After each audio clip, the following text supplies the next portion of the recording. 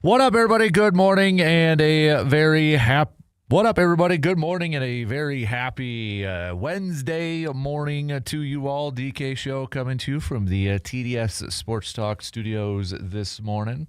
Big thanks for making us a part of your starts. If you're already up and at it, which you should be, because you should be grabbing a shovel right now and shoveling out the driveway. Do your part. This isn't an excuse to sleep in. All right? No. Kids, some of you got no school or you got a 2-hour delay. Go help your parents and get out there and shovel a little bit for Cry Eye. All right, I'm off my soapbox. But, hey, it is a day if you're just waking up and you're not sure if you got a slow start or maybe some school cancellations. Head to our website, sportstalk1051.com, for the WEAU 13 News First Alert School Closings, brought to you by Hovland's and Service Master. And the list has gotten longer, and bigger throughout this morning. So I know, Claire, right now you're off to a 2-hour late start, and we'd be here for a while if I went through this entire list. So go check it out. Again, at our website, you can just go to sportstalk1051.com. And you'll see it on the homepage there for the school closings, school delays. Brought to you by Hovland's and Service Master. What do we have on our game plan for us this morning? What do we got on our game plan? Hey, we're going to chat some green and gold as the Packers, they'll be back at practice today. They ain't letting a little snow deter them from getting back on the practice field and getting in preparation for their big-time game coming up on Sunday against the Denver Broncos. And to help us kind of preview it and chat about it a little bit this morning, Rob Demovsky from ESPN is going to be joining us shortly after 9 o'clock here. So we'll get his thoughts on the upcoming game, the final 4 games, the current state of the green and gold this right now. So our good buddy, Mr. Demovsky, will be joining us around 9 o'clock this morning. So, but we'll definitely talk some more green and gold throughout the morning here as we get set for the Denver Broncos coming up in just a few days now. So, plenty of football talk coming your way. We're going to do some baseball talk. As we mentioned yesterday, Bryce Terang was named to the to Team USA for the World Baseball Classic. So cool honor for him. Yesterday, too, at the winter meetings, the MLB draft for 2026, the Brewers getting the 25th overall pick.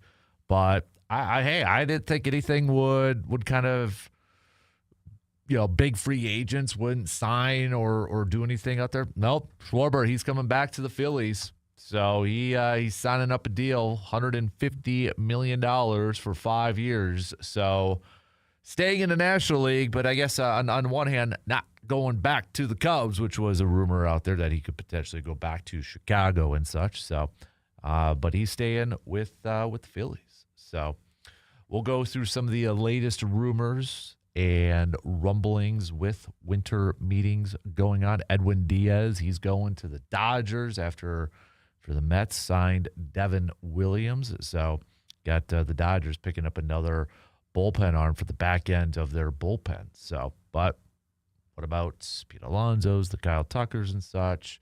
Is there any Brewers rumors out there? Latest Brewers rumors out there? We'll hit that up. I did post up a Post Glass and Mirror 715 Speaks poll question last night with the Brewers. And with the news of Bryce Terang too, getting on the World Baseball Classic, I threw out a question. Take the pitchers away, okay? Take pitchers away. Looking at position players, if you could give an extension to one current Brewers player that's on this roster right now, position players, okay? No pitchers. And remember, Jackson Churio already got it, so he's not eligible for this. Who would it be? I mean, the big three are Terang, Contreras, Sal Frelick. I don't think anybody would pick Garrett Mitchell at this point, but I could be completely wrong. But right now, it's not even close.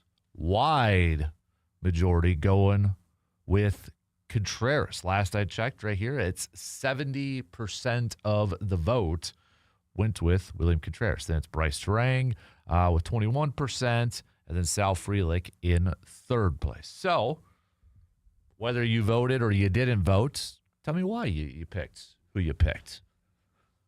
Because I think for a lot of people, for Brewers fans in particular, they're all about this is like, hey, let's sign some of these guys a little bit earlier to extensions, and hopefully we can get them by the cheap, right?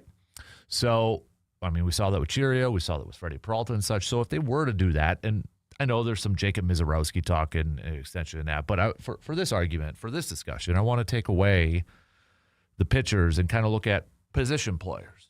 Would you give an extension to a Terang? Would you give the extension to Contreras, Sal Frelick? All three of those guys being mentioned as partaking in the World Baseball Classic. Terang is on Team USA. Contreras potentially on Venezuela. It sounds like Sal Frelick will be on Team Italy. And Cheerio also could be in it as well, potentially Freddie Peralta for the Dominican Republic, it sounds like. So, but have a little discussion on that. Hit me up with your reasons why.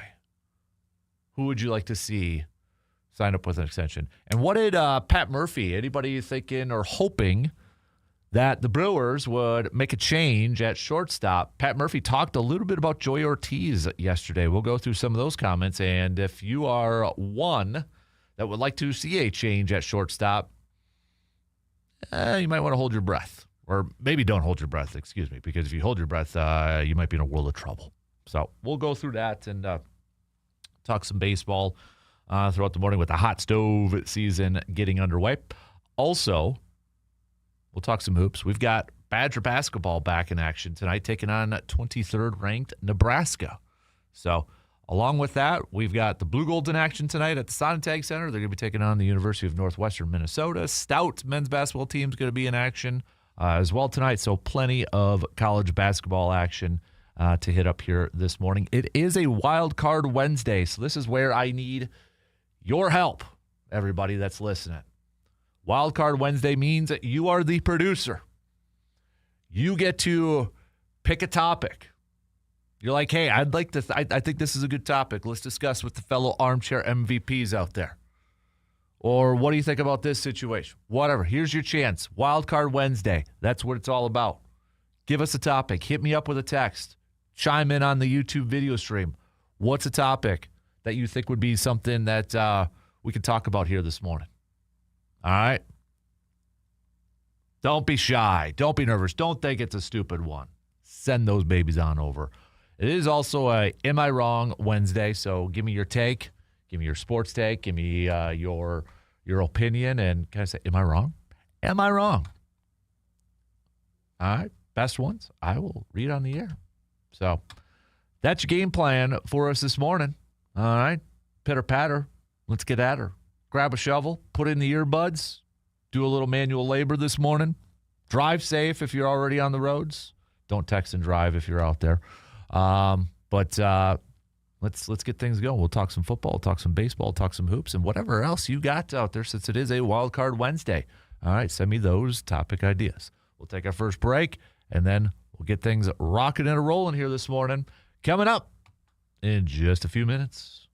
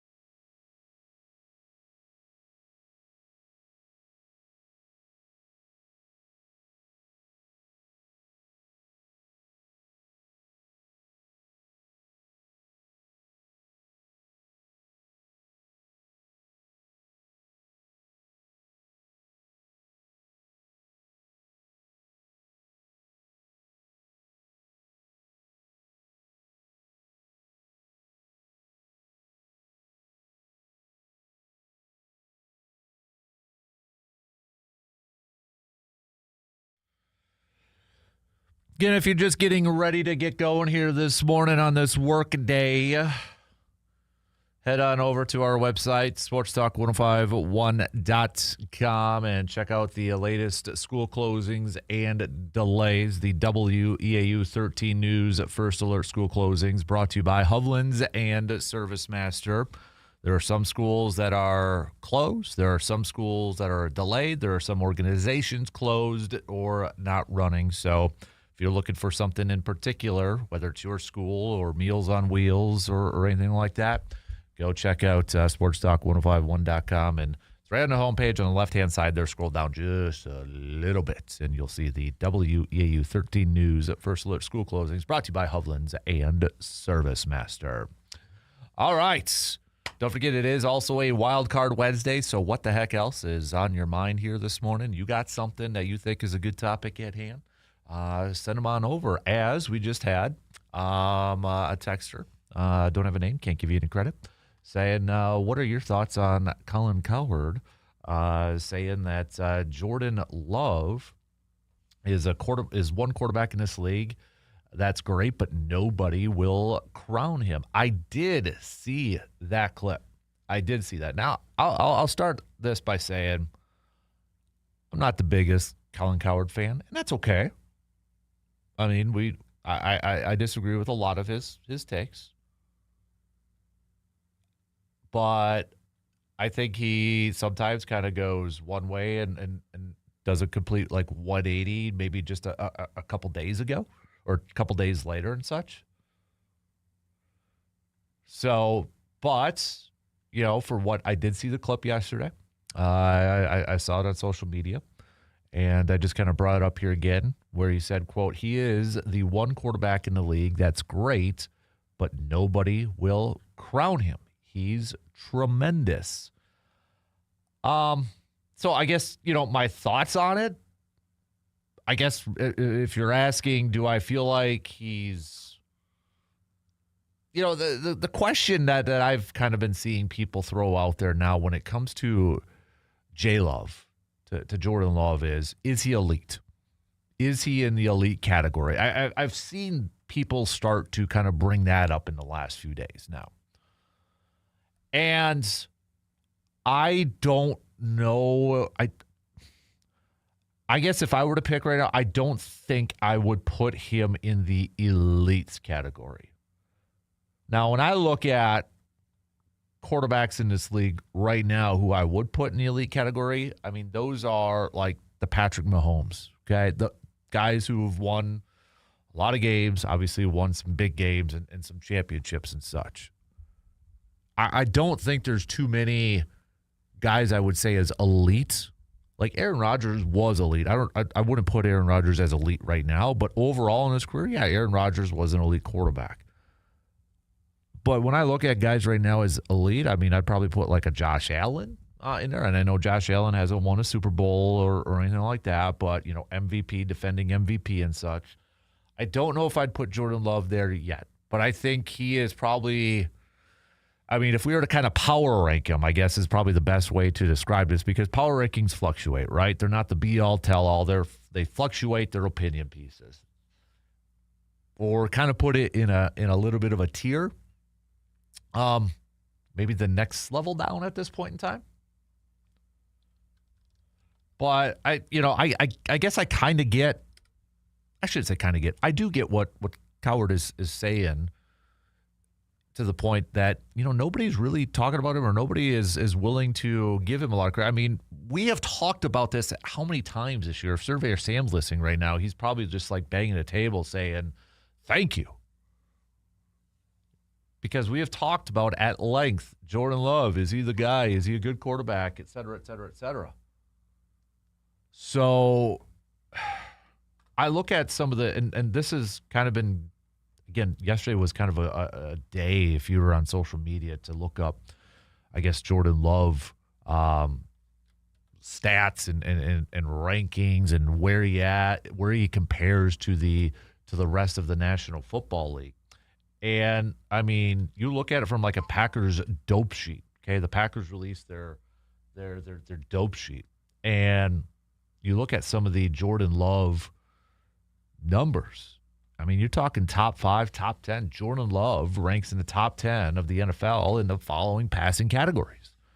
He's 4th in passer rating, 9th in completion percentage, 9th in passing yards, 7th in average gains, 2nd for the fewest amount of interceptions, 2nd in interception percentage, 8th in touchdown percentage, 3rd in average pass length, 9th in average pass length completed, touchdown to interception ratio, 3rd, 25-plus yard completions, 6th best.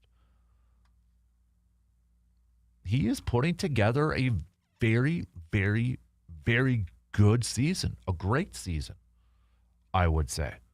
I don't think I'm ready to put him in that elite category. I think that's a little premature. But C-Bomb says, does J-Lo still not get the respect he's due because he's entirely compared to Aaron Rodgers' prime? He's won big games. He's brought the team back in the fourth quarter to win. Just last week, he put the team on his back to get the game-winning touchdown. He's not cocky. He's not flashy. He just wins. On a side note, how about old man Rivers coming back out of the Colts? That man has 10 kids and a grandkid. Been retired for 5 years. What the hell? Let's go play. Yeah, we talked a little bit about it yesterday. I think, if somehow Phillip Rivers, and the thing is like the Colts' 4 games are just brutal. Seattle, Jaguars, Houston, and who is it next week? Is it Buffalo or some? It's another playoff team. It's like it's a very, very difficult schedule. If Phillip Rivers, who was up for the Hall of Fame this year, which is going to have to reset the cycle now if he plays, leads this team to the postseason, Walt Disney, Netflix, start writing the movie script. Doesn't matter if the Colts don't even win the Super Bowl, but if he somehow leads them to the postseason, write the movie. But going back to C-Bomb asking, does J-Lo still not get the respect he's due because he's entirely compared to Aaron Rodgers' prime? Possibly, but I think what the other part of it, though, too, is it's not only J-Lo, it's not only Aaron Rodgers. I argue that it's also Brett Favre. Because name another team off the top of your head that has gotten the quarterback position right 3 times in a row. I can't think of another team off the top of my head that has gotten the quarterback position right 3 times in a row. It's not Drake May and Tom Brady, because you had Mac Jones in the middle there, and you could say whether Mac Jones was affected by, Bill Belichick and such, but, I mean, you got to call it for what it is. We're talking longevity. We're talking sustained success. But you look at, when Rodgers was you had to take over Brett Favre. Brett Favre, a beloved figure, great quarterback, one of the all-time greats. You kind of had examples of other quarterbacks replacing legends where it worked. Obviously, at that point, it was Steve Young, Joe Montana, right? You had those. But what was another team that had 3? And I think that doesn't do any favors for Jordan Love because, I mean, even before he played, I think a lot of us thought, and everybody thought, no way do you get it right 3 times in a row. No way. No.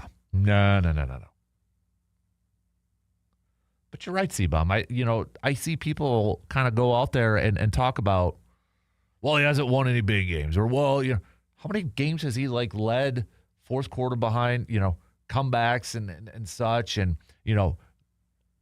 playoff wins already? I just, that to me is no. And to use the Bears game, for example, when Chicago tied it up 21-21, the calm, cool collectedness of Jordan Love to lead that offense down to score the go-ahead touchdown, that's what you want your great quarterback to do, right? Surveyor says, I can't believe this, but I am agreeing with C-Bomb. Love gets no respect from anyone, and all he's done in year 3 is elevate his game to a top 5 quarterback in the league, but everyone just can't simply fathom that Green Bay is right again, especially Chicago fans. And honestly, I do feel like that's part of it. I feel like that is part of it. Like, it is the thought that there's no way a team could figure out the quarterback thing for 3 years in a row or for 3 times in a row. I think that's part of it. Because it's incredibly rare. Hasn't been done before. Yeah, you had Washington back in the day win, their Super Bowls with different quarterbacks. I think it's hard to fathom that they potentially have done it. I don't think I could put Jordan Love in that elite category yet.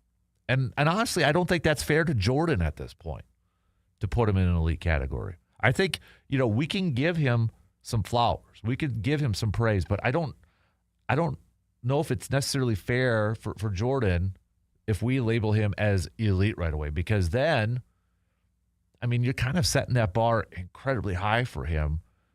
Remember the point in time when Rodgers, he'd have a, quote, down game of throwing for like 250 yards and 2 touchdowns or whatever. And we're like, what's wrong with him? He set the bar so incredibly high. And I don't think that's fair right now for J-Love to maybe kind of put that elite status on him. I hope he gets there. I think, you win a Super Bowl, whether it's this year or anytime soon. And I think, part of it, though, too, is, I don't know how much people factor this in, but it gets talked about so much, this narrative. Like, even my kid brings it up. Well, he's 27. Well, Rodgers and Favre won their Super Bowls at the same age and the same time they were starting. So that means, Jordan and the Packers are going to do it this year because that's when Favre did it and that's when No. It's a cool little nugget. It's a cool little fact. That doesn't mean anything, but I honestly believe some people believe that. And so when there's a little bit of a hiccup along the way, it's like, oh, what the heck is wrong with him? Because, destiny says it's supposed to happen. Nostradamus says it's supposed to happen. And I think that's a part of it too, to be honest with you.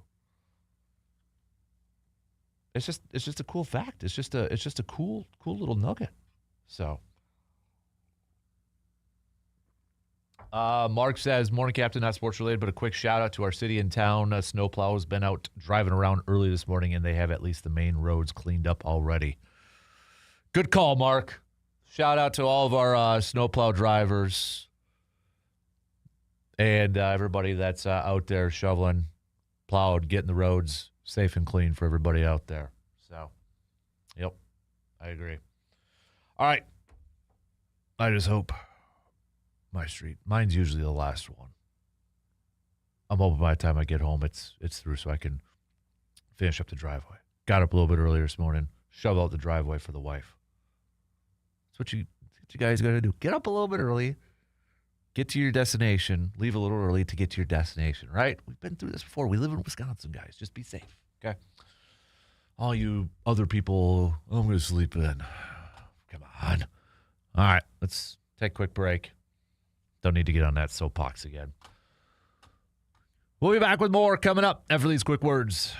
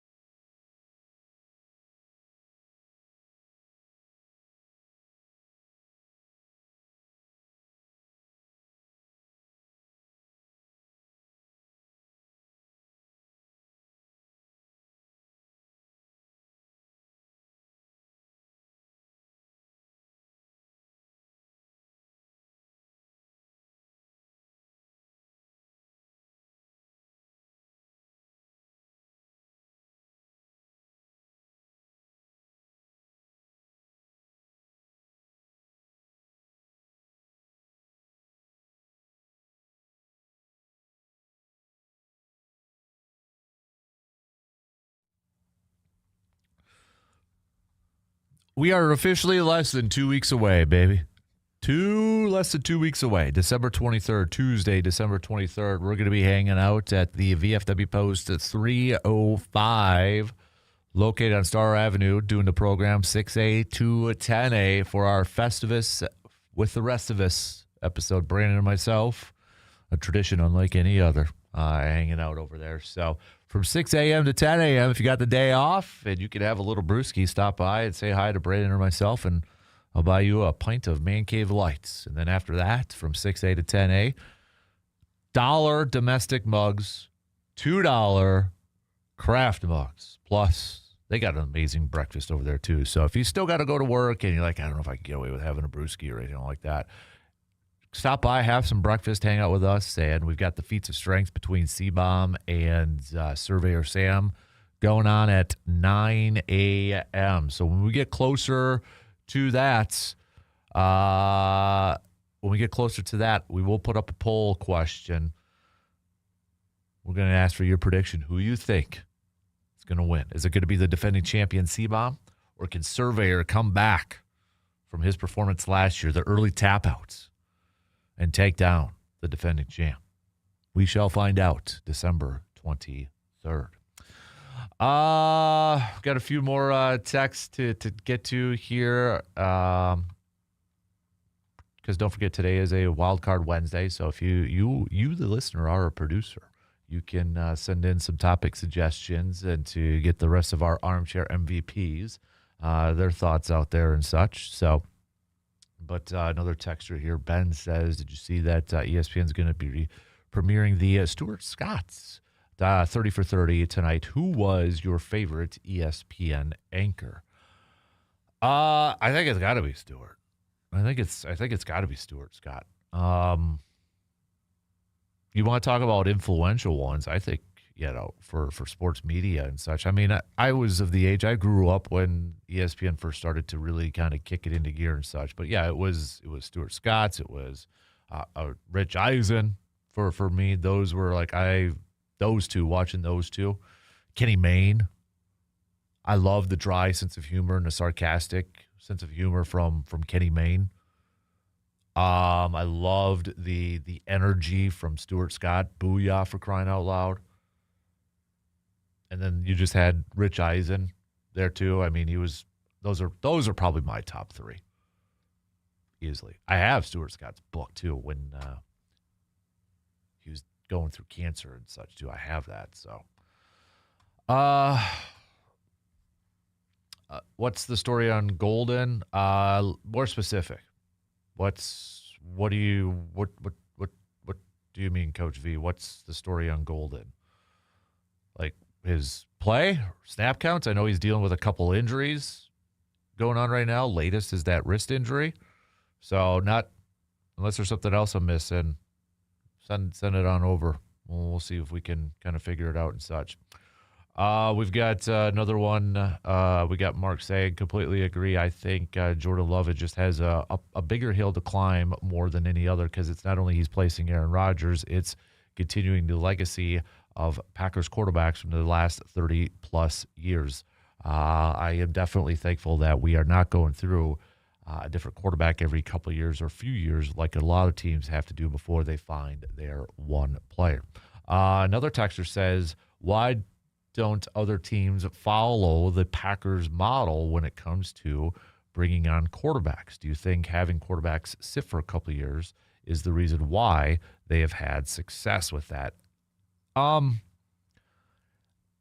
think if we knew that answer, a lot more teams would be doing that, because, I mean, it's not, like a lot of quarterbacks who do play right away, they're able to do that. They're able to go out there and have success. Some are able to start day one and be solid quarterbacks. I think the difference for like Green Bay, I think we also have to remember where guys like Rodgers and Jordan Love were drafted. I mean, back end first rounds. Yes, Aaron Rodgers there was a thought he could go number one. Obviously he didn't. And it was obvious that he probably needed a couple years yet. And it worked out incredibly well for him. Same for Jordan Love. So I think Green Bay also, I mean, it was a benefit for them that, okay, they didn't have to go into a draft needing a quarterback like a lot of teams do, and not having to draft a quarterback very high. They were able to be patient with him and not. I think for a lot of these younger guys, these younger quarterbacks that are drafted, there's an insane pressure built upon them right away. And yeah, you want to play right away. Those guys want to play right away. Aaron Rodgers probably wanted to play right away. Jordan Love probably wanted to play right away. It is hard to be patient. It is incredible, especially in that situation. You want to go out there and play. You don't want to sit on the bench. Anybody, I don't care if it's high school, if it's middle school, you don't want to sit on the bench. You want to be playing. So to be able to just, kind of embrace that, and you hear Rodgers talk about it, you hear Jordan Love talk about it, embrace it, but use that opportunity. How do I get better? How can I, instead of sitting there and pouting in that, like the whole, this is my, Shedeur Sanders might ultimately be a really good quarterback, okay? He could very well be a good quarterback. But this whole constant narrative surrounding him this season, yes, it was a major surprise he fell to the 5th round in the draft, okay? I'm not going to pretend like that wasn't a surprise at all. It was a surprise, okay?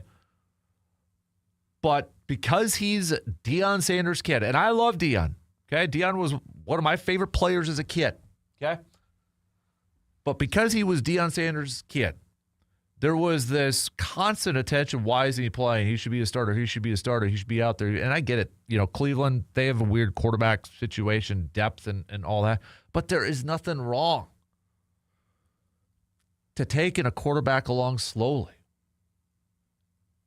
and bringing him up. It's not always the be-all, tell-all correct answer for everything. But if there is some question marks, or if a guy is just not, the maturity level or just, not ready yet, and maybe that would have benefited a guy like J.J. McCarthy from across the border if Minnesota was able to bring back a veteran this year and have J.J. sit another year, maybe. Hindsight's 2020.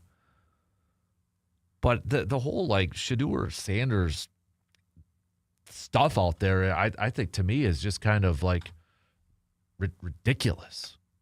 So... Seabon says, Stuart Scott was awesome. Cool as the other side of the pillow. When I was a kid, I always loved Chris Berman. I can't believe he's still going. And I never watch ESPN anymore outside of football games, but all over the 90s, full of phenomenal broadcasters at ESPN. Scott Van Pelt, another one I've liked who's been there forever. Scott Van Pelt is a good one too. So, I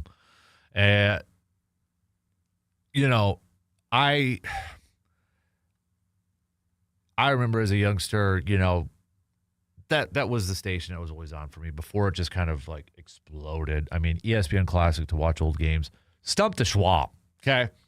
Maybe this is a top 5 we should do on a snowy Wednesday morning. Old programs from ESPN. ESPN Classic. Remember when they used to do the movies? They had the Dale Earnhardt one, then they had the who was the old Alabama coach that they did one? Tom Berenger played him. Paul Bear Bryant. They did some of those movies. But Stump to Schwab. I loved Stump to Schwab. I wish there was still a version of Stump to Schwab. That was a good one. Yeah, and Surveyor, you're right too. A lot of these teams, they want their rookie quarterback to start because of the cheap contract. Then you can spend money at other positions and hope to win a Super Bowl. You're right too. Chicago tried doing that with Mitchell Trubisky when they acquired Khalil Mack. Did it work? No. It didn't. But again, those are the teams that are drafting those quarterbacks really high in the draft. Whereas Green Bay, at that time, they didn't need a quarterback. I think the worst time to draft a quarterback is when you need a quarterback. Because usually you're probably drafting fairly high, or you're trying to rebuild in that. Even Patrick Mahomes sat for a full year, for crying out loud. I think some people kind of forget that. The guy sat for a whole year behind Alex Smith. It's okay to sit for a year. And the J.J. McCarthy one, too, remember, it's not like he was just sitting and being the primary back. He was recovering from an injury and a surgery, so he really wasn't getting a whole lot of work in. It's kind of like this is his rookie year this year. Heck, Steve Young goes to Tampa. I mean, that was a bad situation. Comes to San Francisco, sits behind Joe Cool for a little bit, resurrects that career for a hot minute. We got to take a quick break here, but we could go through this. It's a fascinating conversation. It's the quarterback and how to bring along a quarterback, what to do with a quarterback. And to me, too, the quarterbacks is just, it's so coach dependent on a lot of this, too. Do you have a coach that's willing to build around that quarterback, to do what's best for that quarterback, to put them in a position to succeed?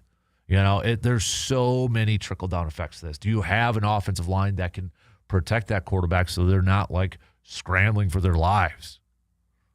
You know, it's great to have a quarterback, but if you don't got anybody that's blocking for him and making his life a little bit easier back there, there's so many different elements to this. All right, we got to take a quick break, but we'll have more coming up as we wrap up the first hour.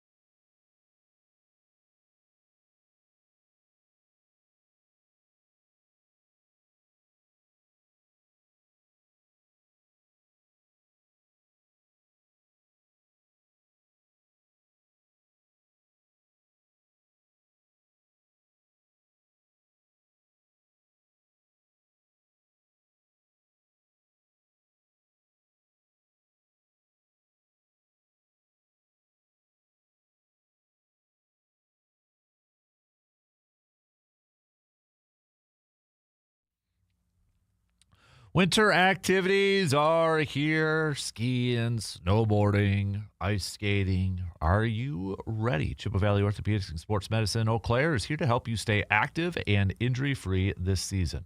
From sports injuries to joint pain and arthritis, their experienced specialists provide personalized care and advanced treatments to get you back on the slopes or the ice quickly and safely. Don't let winter keep you on the sidelines, people. Schedule your appointment today by visiting cvosm.com. That's cvosm.com. Later on this morning, a new episode of the Kid Cave podcast is going to be up through the Main Cave podcast. And I actually learned something on there. Did you guys? Okay.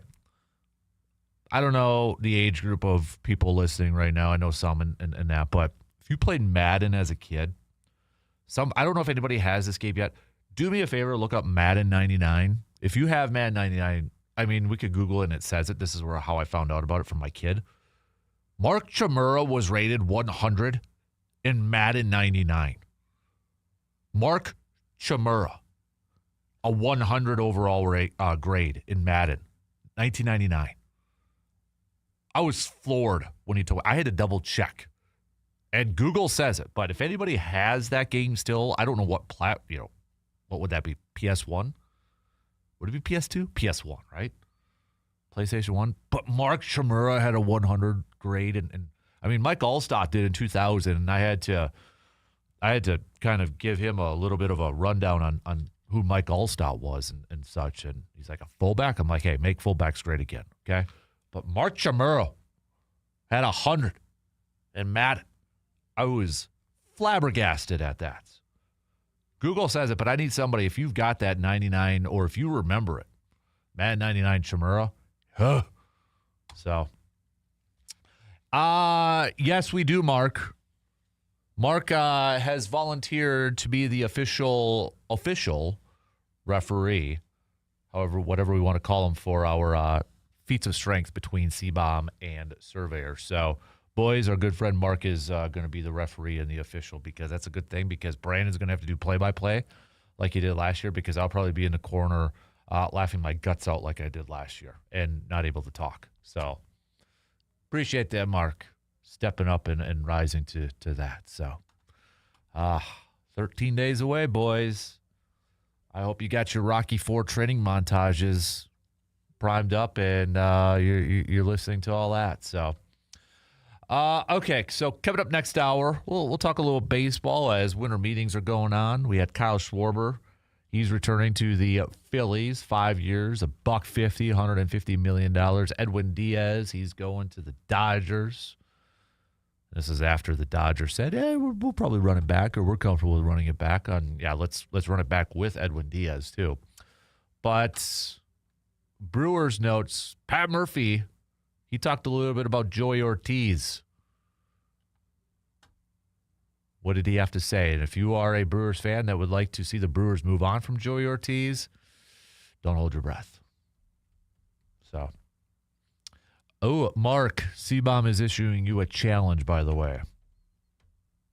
Says, we will welcome Mark to the circle of pain. However, to enter the circle, one must devour a spicy wing of chicken. Okay. All right. Challenge accepted there, Mark. Oh, man. That should be a lot of fun. I'm still waiting to hear from Surveyor. Maybe he doesn't want to reveal it, how his training regimen has improved from last year, because Surveyor, you kind of tapped out a little early last year, man. Are you ready to go the distance? Are you ready to go the distance this year? But anyways, yeah, we'll go through the latest Brewers rumors, rumblings, chats, all that good stuff, including what Pat Murphy had to say about Joey Ortiz. Bryce Rang's on Team USA for the World Baseball Classic.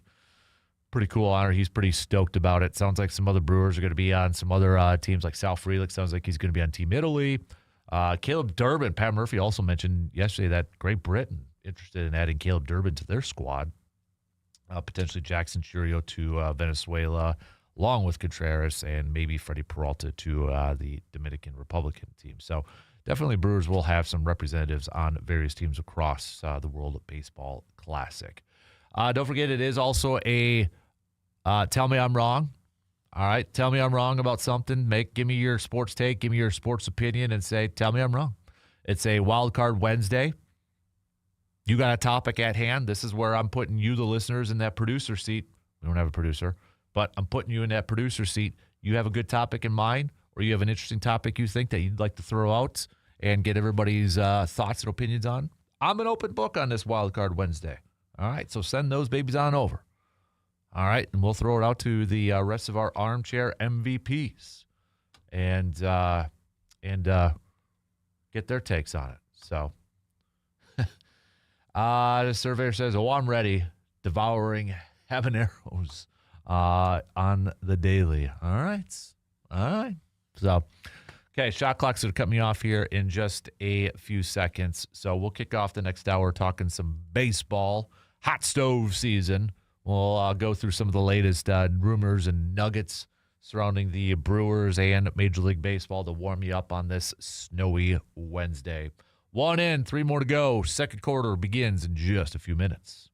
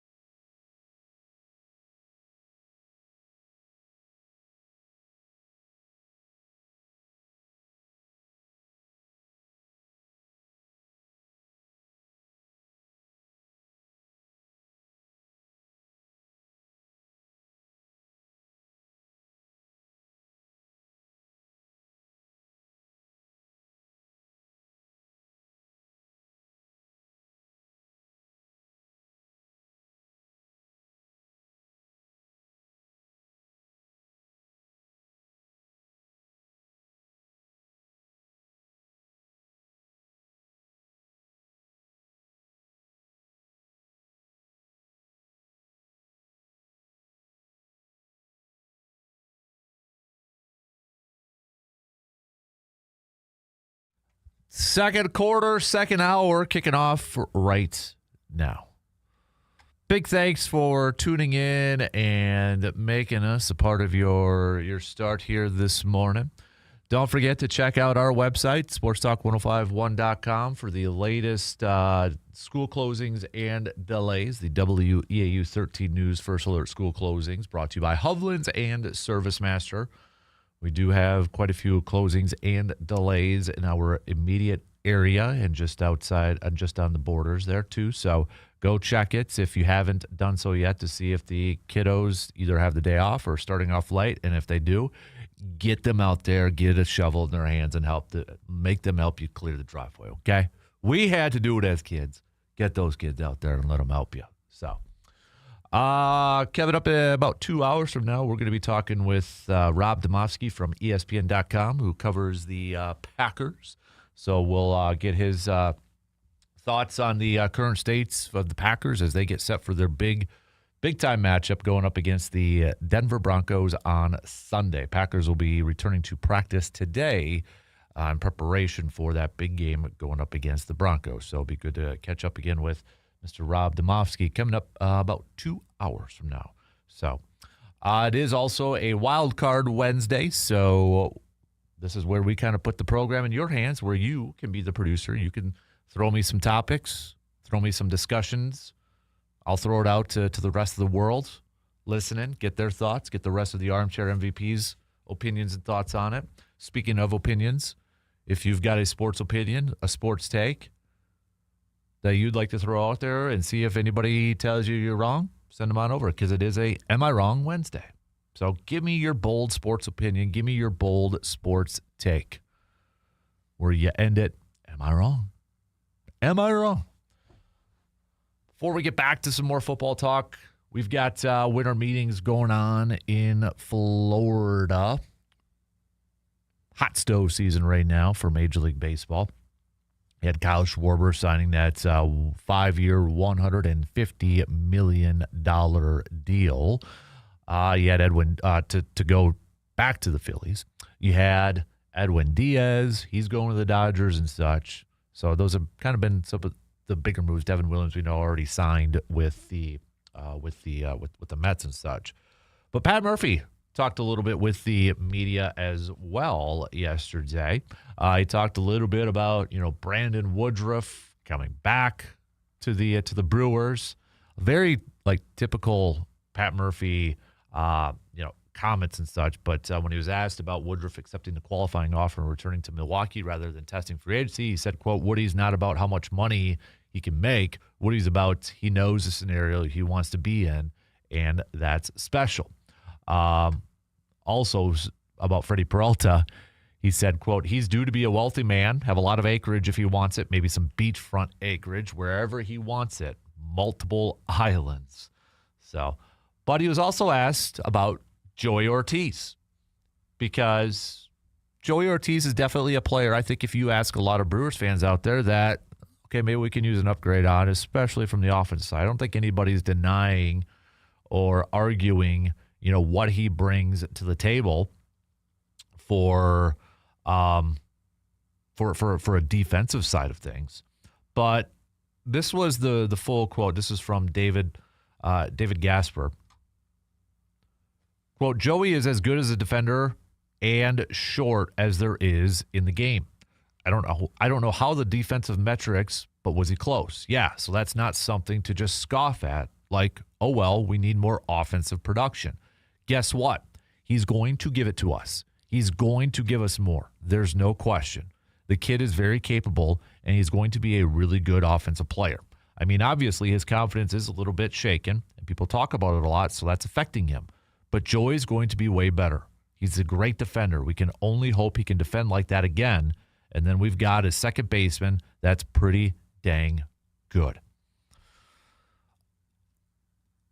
So I know some Brewers fans may scoff at that comment or some of those comments from Pat Murphy there, proclaiming that Joey Ortiz is going to be a good offensive player. If you didn't see that and that's the first time you heard that, you're probably like, yeah, okay. But take a step back. This is typical Pat Murphy. Putting trust, empowering his players. This is how he manages. Remember, it's not just, a baseball manager is not just X's and O's and scheming and play calling in that. It's managing people. It's managing personalities. And this is a play right out of the Pat Murphy managerial playbook. He trusts his players. He's going to give them confidence. He's going to build them up. Yeah, he's going to tear them down at times, as we've seen. May even call them out a little bit. But in the same breath, or a little bit later on, he's going to build them back up. This is Pat Murphy. He trusts his guys. He's got a lot of confidence in his guys, and he's going to back them up. Maybe it works for Joey Ortiz. It worked for Bryce Terang.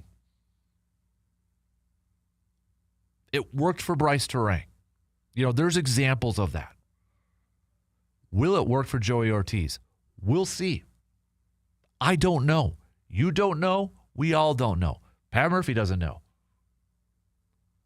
But nobody should be like, what? Why is he saying that?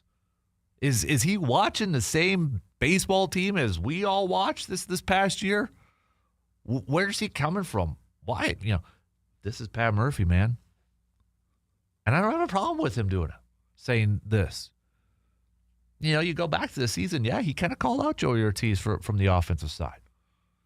He's like, dude, we got to be better. He knows it too. But now we're in the offseason. He's building the guy up. He's trying to build that confidence back up in him. And who knows? Maybe he can find that bat. I mean, the year before, Joey Ortiz was a very serviceable offensive player. I mean, remember at times they were throwing Joey Ortiz in that third spot in the batting order. I was like, dang. In 2024, his first year with the Brewers, ended up going down to a 239. And this year ended up finishing for a 230. But his OPS in 2024, that's the number to look at, 726. Had 11 home runs in 2024 as well. And I think when we look at these games, it's not necessarily just the numbers with Joey Ortiz, right? It's not just the box scores. It's not just the stats or the batting averages. It's the situations that he was in, where you got bases loaded, maybe a couple outs, and boy, you need a run here. Yeah, or maybe it's one out and bases loaded, and he's up, and it's just like, I was one of them. Sure, I'm not the only one. It's like, oh, there's a double player. Nope, there's not going to be a run coming through, or there's 3 pitches and it's going to be a K. Just looked lost at the plate. That's where we got to get that confidence back with Joey Ortiz. That's where we got to get him back to being just comfortable at the plate. So I don't have a problem with Pat Murphy saying that. Not at all. And I'm going to throw a name out there, and I'm not saying he is this guy or he will be this guy. So before everybody attacks me, not saying he is this guy or he's going to be this guy, but he's very kind of like Lombardi-esque in the sense of maybe hard on the players a little time, maybe kind of tear them down a little bit. But boy, he's going to try to build them up, and he loves his players, and those players respect the heck out of him.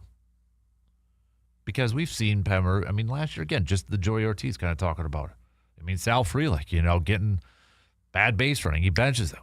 But he loves Sal Frelick, though, too. It's a little tough love at times. But, man, there's not going to be anybody else that's good. Pat Murphy will be the first one behind every one of his single players. He will be in that corner with them every single day. C-Bomb says, tell me I'm wrong. The Rams are the team to beat in the NFC. Well, I'm not telling you you're wrong, because I think they are the team to beat right now in the NFC.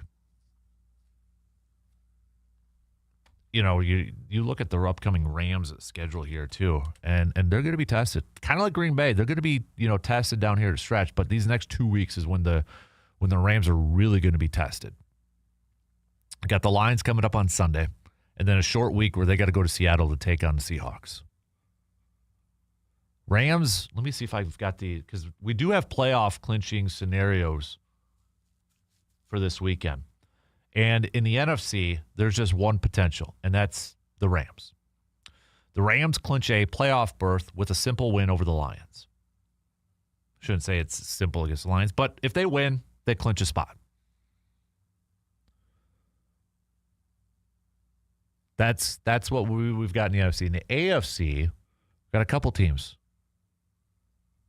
The Broncos, if they win, they clinch a playoff spot against Green Bay. They got other scenarios. Or they tie plus a Chargers loss, or they tie in a Jacksonville loss, or they tie in a Houston loss, or they tie in a Colts loss, or a Houston loss, or tie, plus an Indianapolis loss or tie, as long as both games don't end in a tie. And then Patriots, they're in if they win.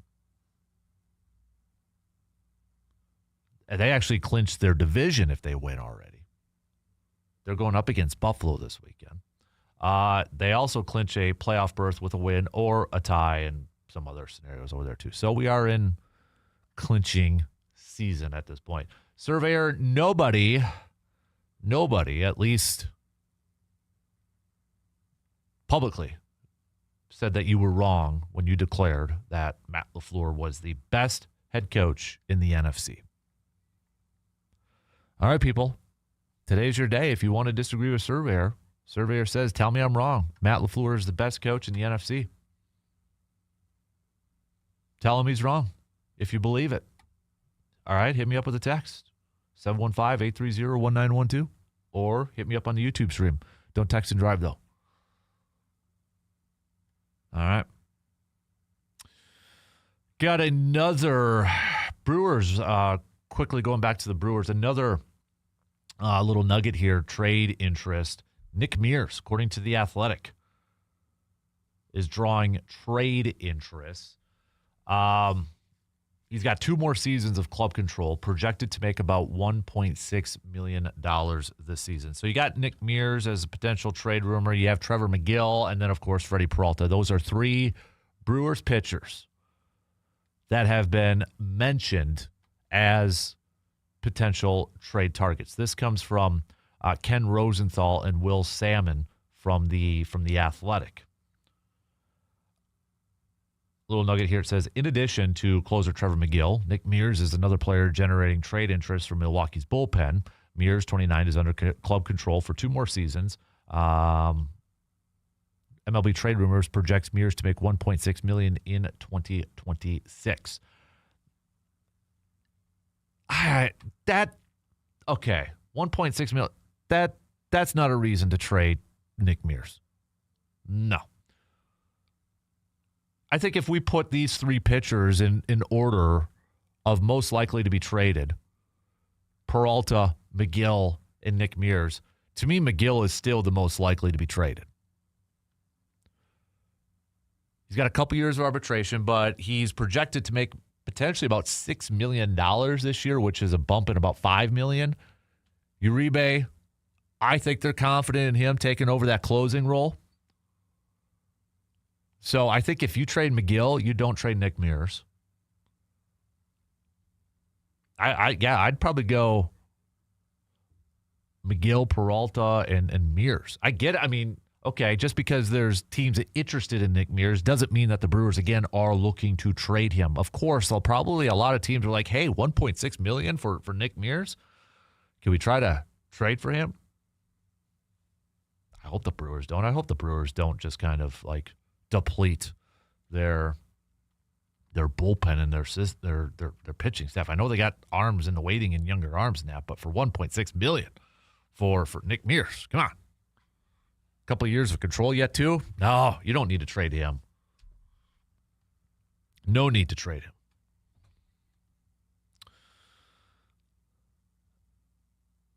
What else? Okay. Oh, sorry, sir. C-Bomb. Yeah, I already read that one too. So I thought C-Bomb sent in a new one. All right. Tell you what, let's take a quick break. We'll have some more football talk. Also, we got some hoops chat coming up here too. Badger basketball is going to be underway tonight, taking on 23rd ranked Nebraska, the Cornhuskers, number 23. Can the Badgers go on the road and pick up a win against a ranked opponent? Also, you've got Blue Gold men's basketball in action tonight. They're a top 25 team. They're going to be at the Sonotech Center taking on the University of Northwestern Minnesota. And then Blue Gold men's basketball team, Stout men's basketball team also in action as well. So we got some college basketball action tonight if you're looking for something to kind of, some basketball action to partake in and such. So, all right, we'll take a quick break. But we'll have a lot more coming up in just a few minutes.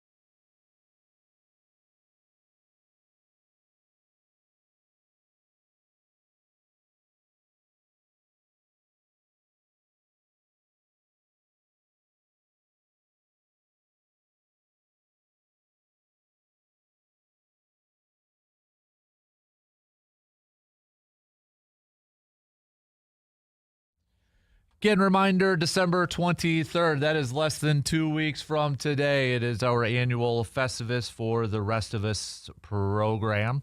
We got the Feats of Strength that'll be going on at 9 o'clock that day. Also, we'll do the airing of grievances. Brandon and myself will be there from 6 a.m. to 10 a.m. doing the program. And if you stop by and say hi, I will buy you a pint of Man Cave Light for that day from 6 a.m. to 10 a.m. And then big thanks to Donna and the VFW Post 305 for hosting us again this year. Also, from 6 a.m. to 10 a.m., they're going to be doing $1 domestic mugs and $2 craft mugs. So put that on your calendar, put that on your schedules. December 23rd for our annual Festivus for the Rest of Us program. We'll get back to some more of your comments. Got quite a few here talking about the Brewers and such with winter meetings going on in that. We'll talk some green and gold here right now as we get set for the Denver Broncos. Just 4 more games left to go in this regular season. The Packers currently the second seed in the NFC. Top spot in the NFC North, but things are far from being decided at this point within the division. So looking back at that Chicago game, Joe, what really kind of stood out to you or what impressed you the most with that Packers victory? Hello? Hello, Joe. Joe, you there, bud? Hello? Joe, you there? Yeah, there we go. All right, Joe. Hey, going back to that Bears game, what kind of impressed you the most with the Packers' victory over the Bears? You know what? I think it was going back to some of the things we've talked about before. And I thought, first of all, Ben Johnson did an excellent job of adjusting and adapting to what the Packers were doing in the first half. And then Matt LaFleur had to counterpunch.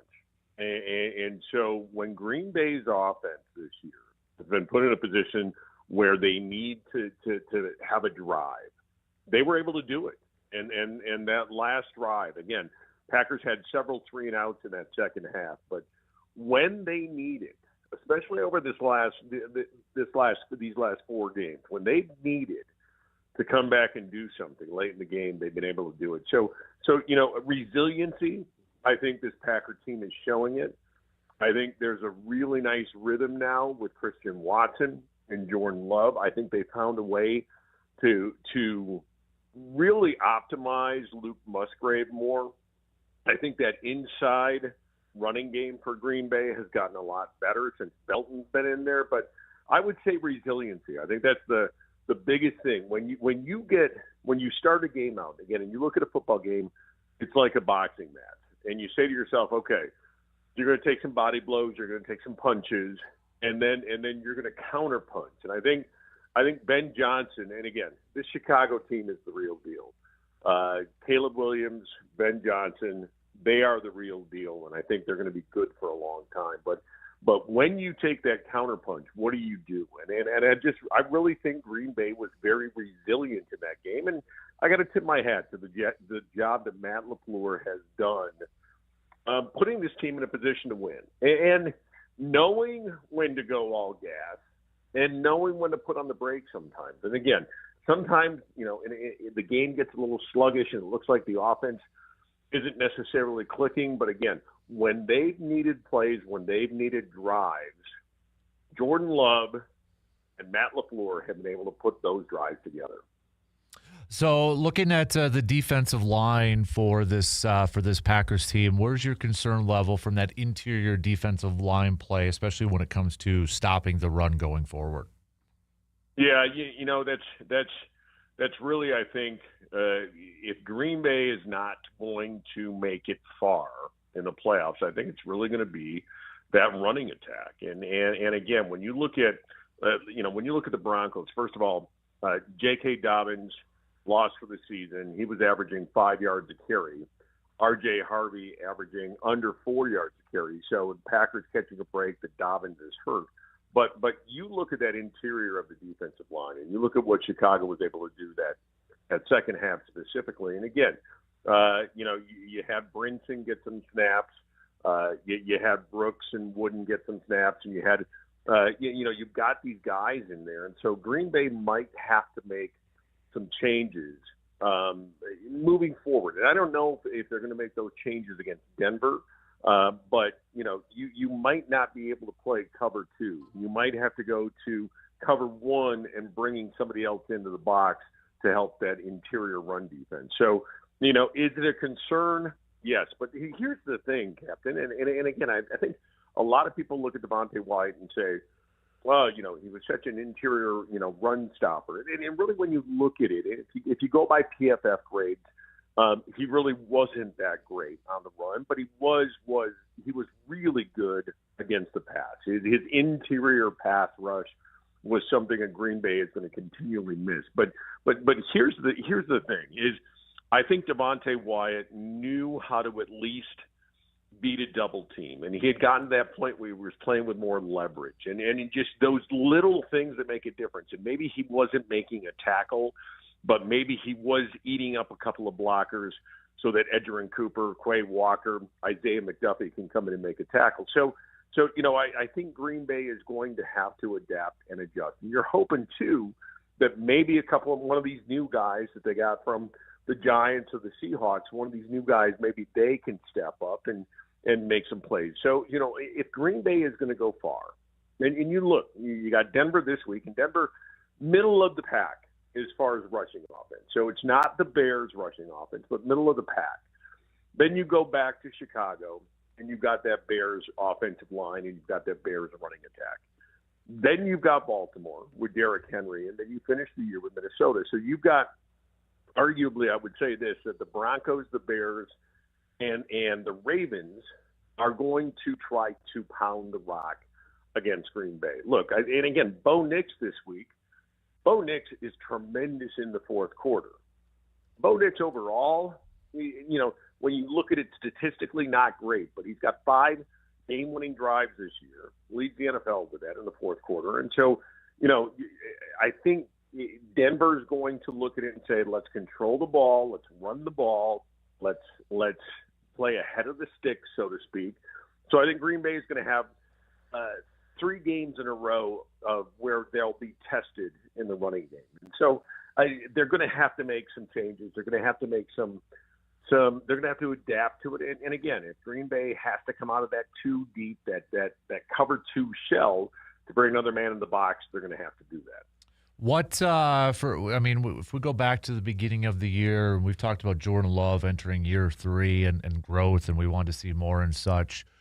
As we enter the final 4 games and you see Jordan Love top 5, top 10 in a lot of these categories, and the game that we just saw this past weekend against the Bears, what's made you most proud to see maybe Jordan Love's development continue to grow so far? Pre-snap read.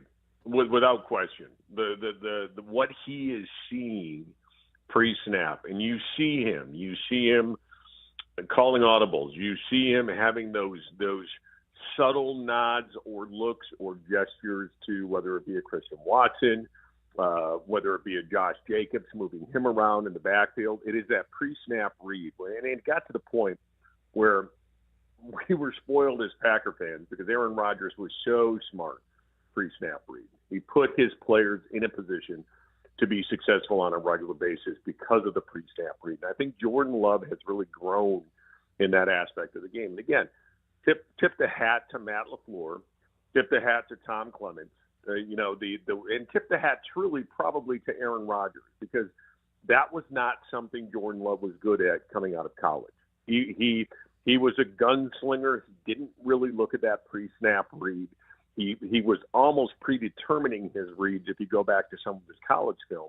But I think that's the biggest area of growth, is the fact that he can go to the line of scrimmage and he can get players in a position to be successful. And he can see now where those matchups are. And again, that's film work. That's becoming a student of the game. So I think Jordan Love, you've always known he's got a great arm. But now he's put together that mental part of the game. And again, his post-snap read has also improved. But I think the most important element for a quarterback is truly that pre-snap read. And I think that's where Jordan Love has improved the most. Looking at this game coming up against the Broncos, you touched a little bit on it, but they're really good at getting after the passer, Nick Pitino over there and such. Any concern that, with Rasheed Walker, I mean, probably not with Zach Tom, but any concern about the Packers offensive line able to protect Jordan Love coming up in this game? Oh, yeah. Yeah. I mean, Denver's going to get after you.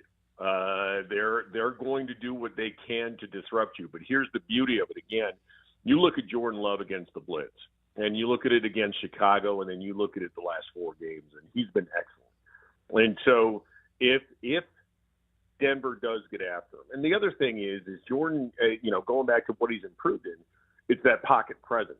It's knowing when to bolt and knowing when to get out of the pocket. So yes, look, this Denver team is very, very good. And when you look at it, right now, when you talk about the Broncos, obviously everything starts and ends with that pass rush. They've got 55 right now. They're actually on pace to eclipse the Bears' 1985 record for sacks. You've got Benito with 12.5 sacks. You have Cooper with 7.5 sacks.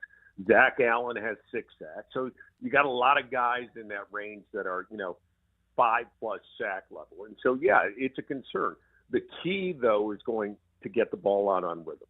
And you can see it when Jordan is into a rhythm. And he is a rhythm passer. You saw it against Pittsburgh when he completed 20 in a row. When he gets in a rhythm, he really, you can just feel his comfort level in the pocket. He's seeing things. So I think this is going to be a game that, again, Josh Jacobs is going to be a big key to this game. You got to get the running game going. You got to get those guys to start creeping up a little bit in the running game.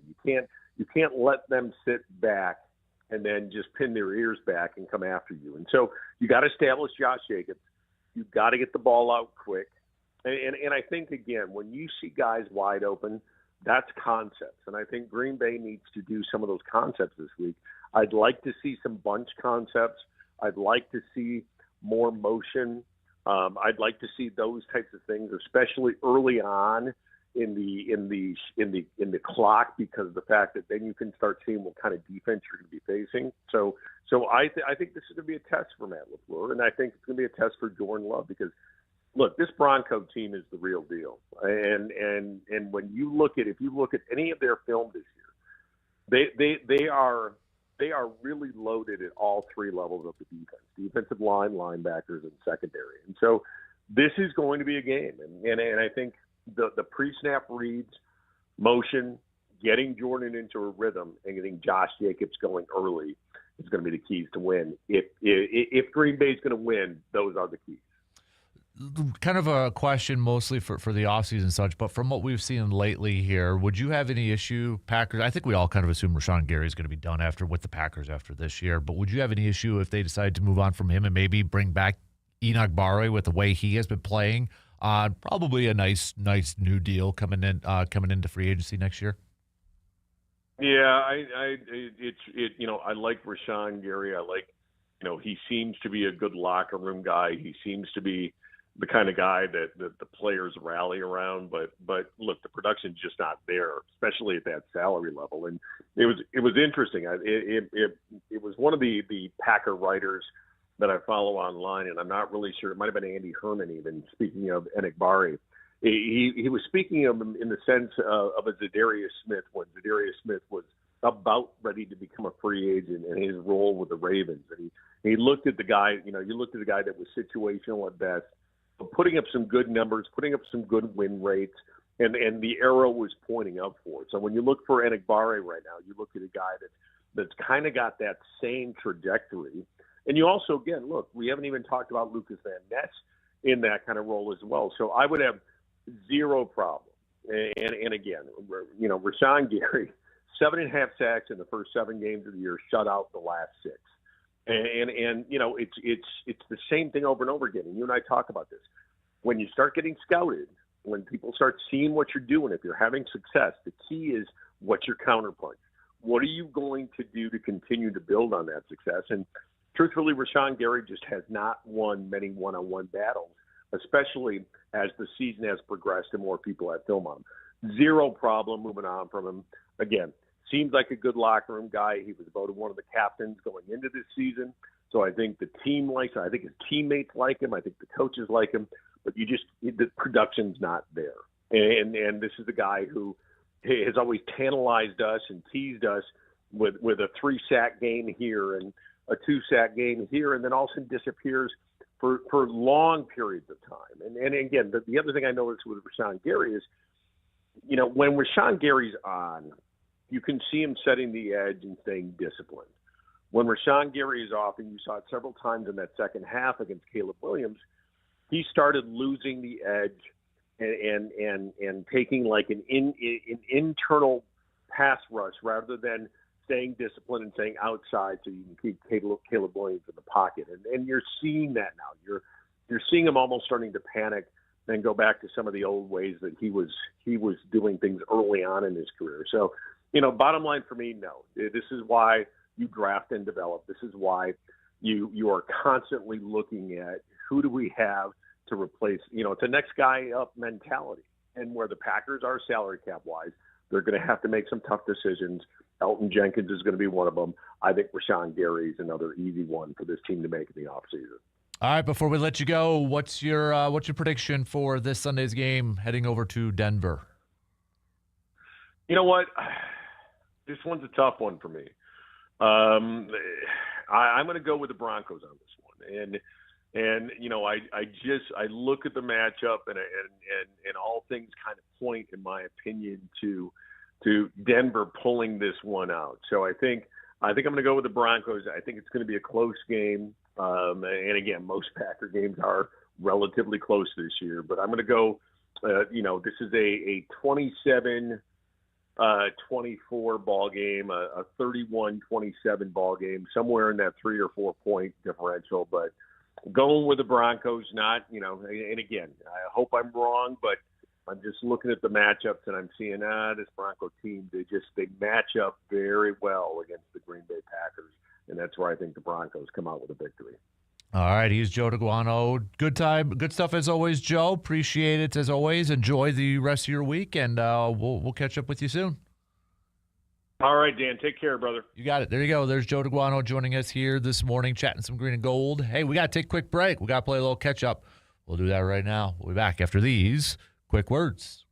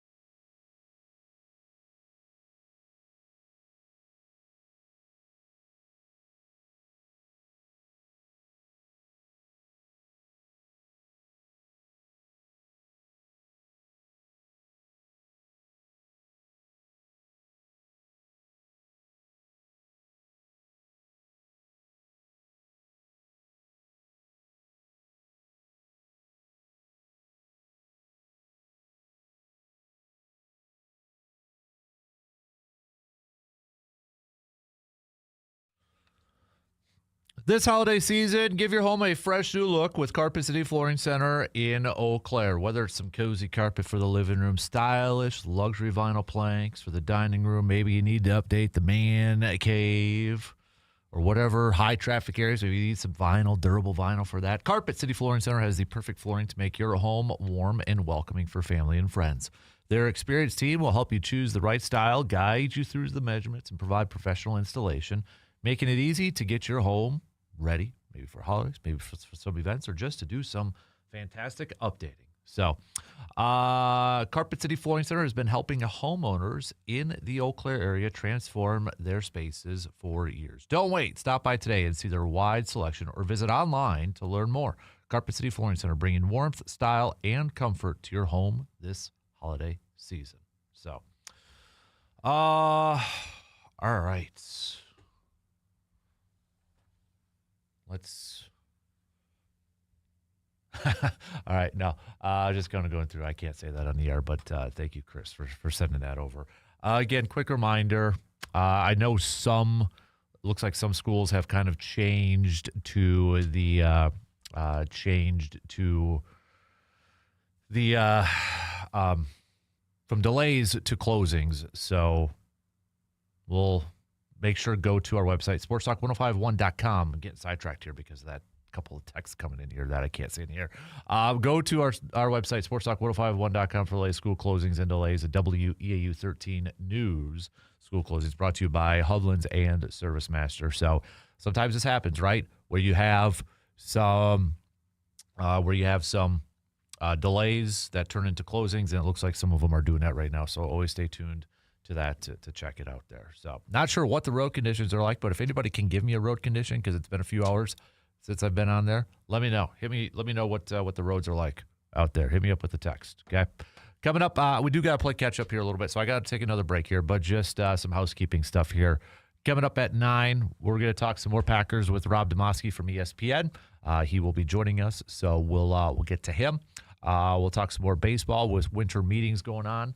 Also, don't forget Badger basketball, men's Badger basketball, back in action tonight as they take on the 23rd ranked Nebraska Cornhuskers. So we'll get to that and talk a little bit about that too. So Bucks still not in action until tomorrow night.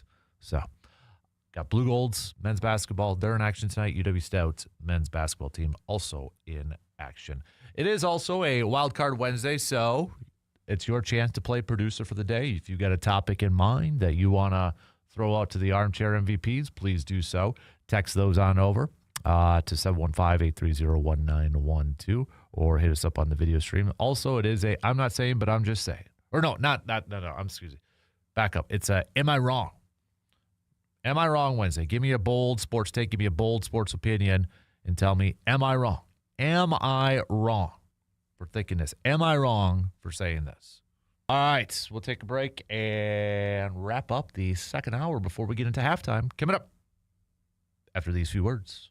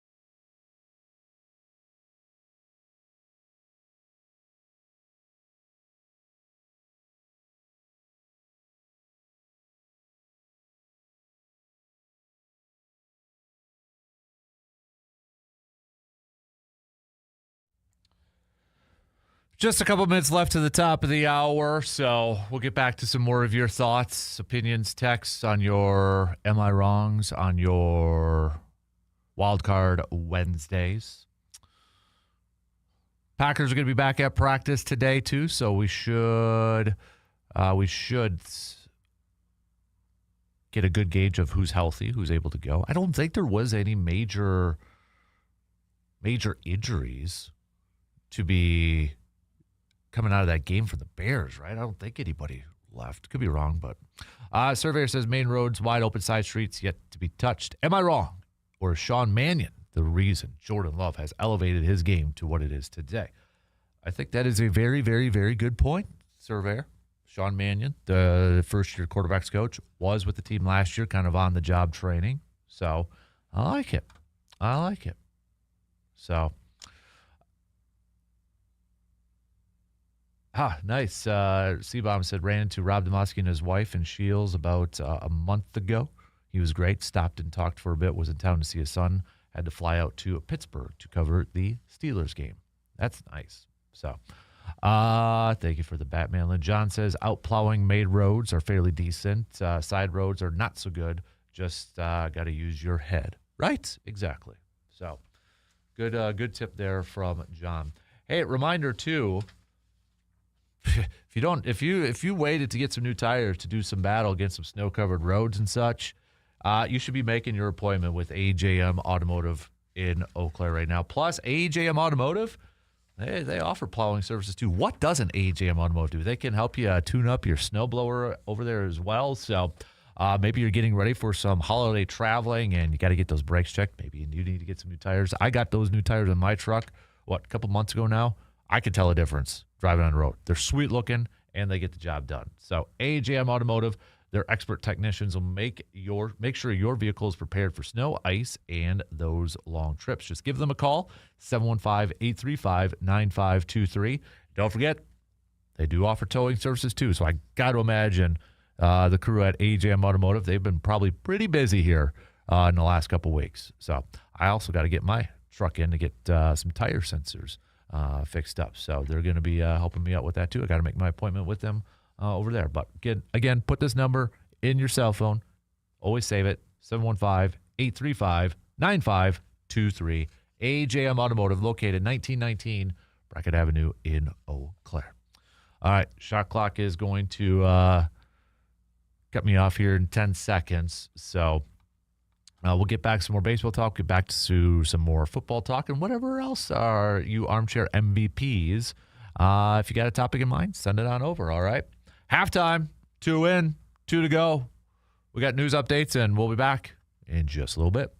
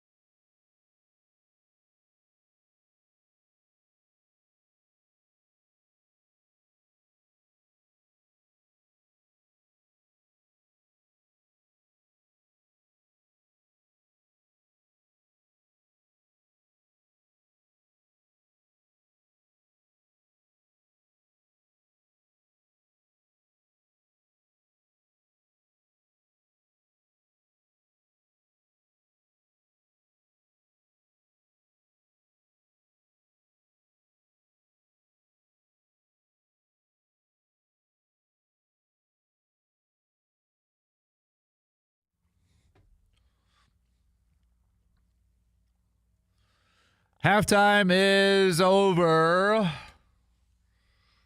Third hour kicking off right now on this kind of snowy start to your day. Coming up in about an hour, we'll chat with Mr. Rob Demovsky from ESPN.com. We'll talk some Green Bay Packers this morning. So that'll be coming up in an hour. Sorry, just returning a message here. So we'll catch up with him. It is a Wild Card Wednesday. So what the heck is, if you got a topic, this is where I put the program in your hands for the next couple hours, all morning. You got a topic that you want to throw out there, get a conversation flowing. You can act as the producer. That's what we do on a Wild Card Wednesday. So got a topic idea, suggestion, send that on over, 715-830-1912. Also, am I wrong? Give me your sports opinion. Give me your sports take. If it's a good one, we'll throw it out there for the rest of the class to throw to get their gauge. As Josh says, am I wrong? The parity in the NFL is wild with so many teams at the top, and a playoff outlook changes weekly. But this is due to more teams being really bad. With 8 teams at 3 wins or less, there's a lot more teams with way better records than they should have. Give me an example of a team then, Josh, that you would say, or maybe a couple of them that you would say that their records are better than what they are. Give me a couple teams that you would think that. Just curious who you think. So send that on over. All right, send that on over. We've had some baseball chat as well. Your thoughts on Pat Murphy yesterday, talking a little bit with the media. He's got Joey Ortiz's back. He believes Joey Ortiz is going to figure out the offensive side and become a good offensive player for this Brewers team. Again, I think it's just a play out of the playbook of one Pat Murphy. He's always going to have his players' backs. He's going to have them, have them in the corner. He's going to he's going to believe it. He empowers his players. It's what we talk about with baseball managers, right? You're managing personalities. You're managing people. It's not just X's and O's all the time. He knows what he's doing. Whether he's right or wrong, who knows? I don't know if Joey Ortiz is going to bounce back. They don't know if Joey Ortiz is going to bounce back. I hope he does. It worked with Bryce Terang. Now Bryce Terang's on Team USA for the World Baseball Classic. Platinum Gold Glove winner. Showed some power at the end of the season last year. So, Badger basketball is switching gears here just a little bit before we get back to some more football chats. But Badger basketball back in action tonight, 8 p.m., taking on the 23rd ranked Nebraska Cornhuskers. Yeah, Nebraska, top 25. How about that? Good for them, I suppose. But another chance here for Wisconsin, I think, to kind of add a nice win early on. I mean, you got the Gophers taking on Purdue, but, looking at this game, Nebraska undefeated so far on the season, 9-0. Some of their, if you look at it, they did beat Oklahoma 105-99. They got wins against Kansas State. They just defeated Creighton by 21. So you look a little bit kind of a preview. They've got this. They've done a good job too. Of Nebraska has from we talk about Wisconsin kind of going across the pond or overseas and bringing in players and such. Nebraska has done something similar. They're leading scorers from the Netherlands. Big man, 6'10", averaging 18 points per game. Rink Most, is that how you pronounce his name? And then they've got another forward from Turkey, Burke, who's averaging 6.9 rebounds per game, 6'10". So, they've done a good job with there. You got Sam Hoiberg manning the backcourt and such. So, then is it Stanford? Yeah, Stanford averaging 15.8 points per game. They're a very big team. Sam Hoiberg's over there too. So Connor Segian, remember former Badger Connor's over there. He's averaging 5.4 points per game for the Cornhuskers. He's only played 6 games, 13.8 minutes per game so far for Nebraska. But I think tonight should be a good game. You look at the matchup predictor. Nebraska is favored by 54. game-wise, spread-wise, it opened up as Wisconsin as a 1.5 favorite. I think now it's switched to Nebraska as a 1.5. I'll have to double-check that, but I think it should be a good one. And I think it's a good opportunity here for Wisconsin. Maybe for some people kind of looking at Wisconsin like, oh, okay, who did they beat? They got trounced by BYU. They lose to TCU.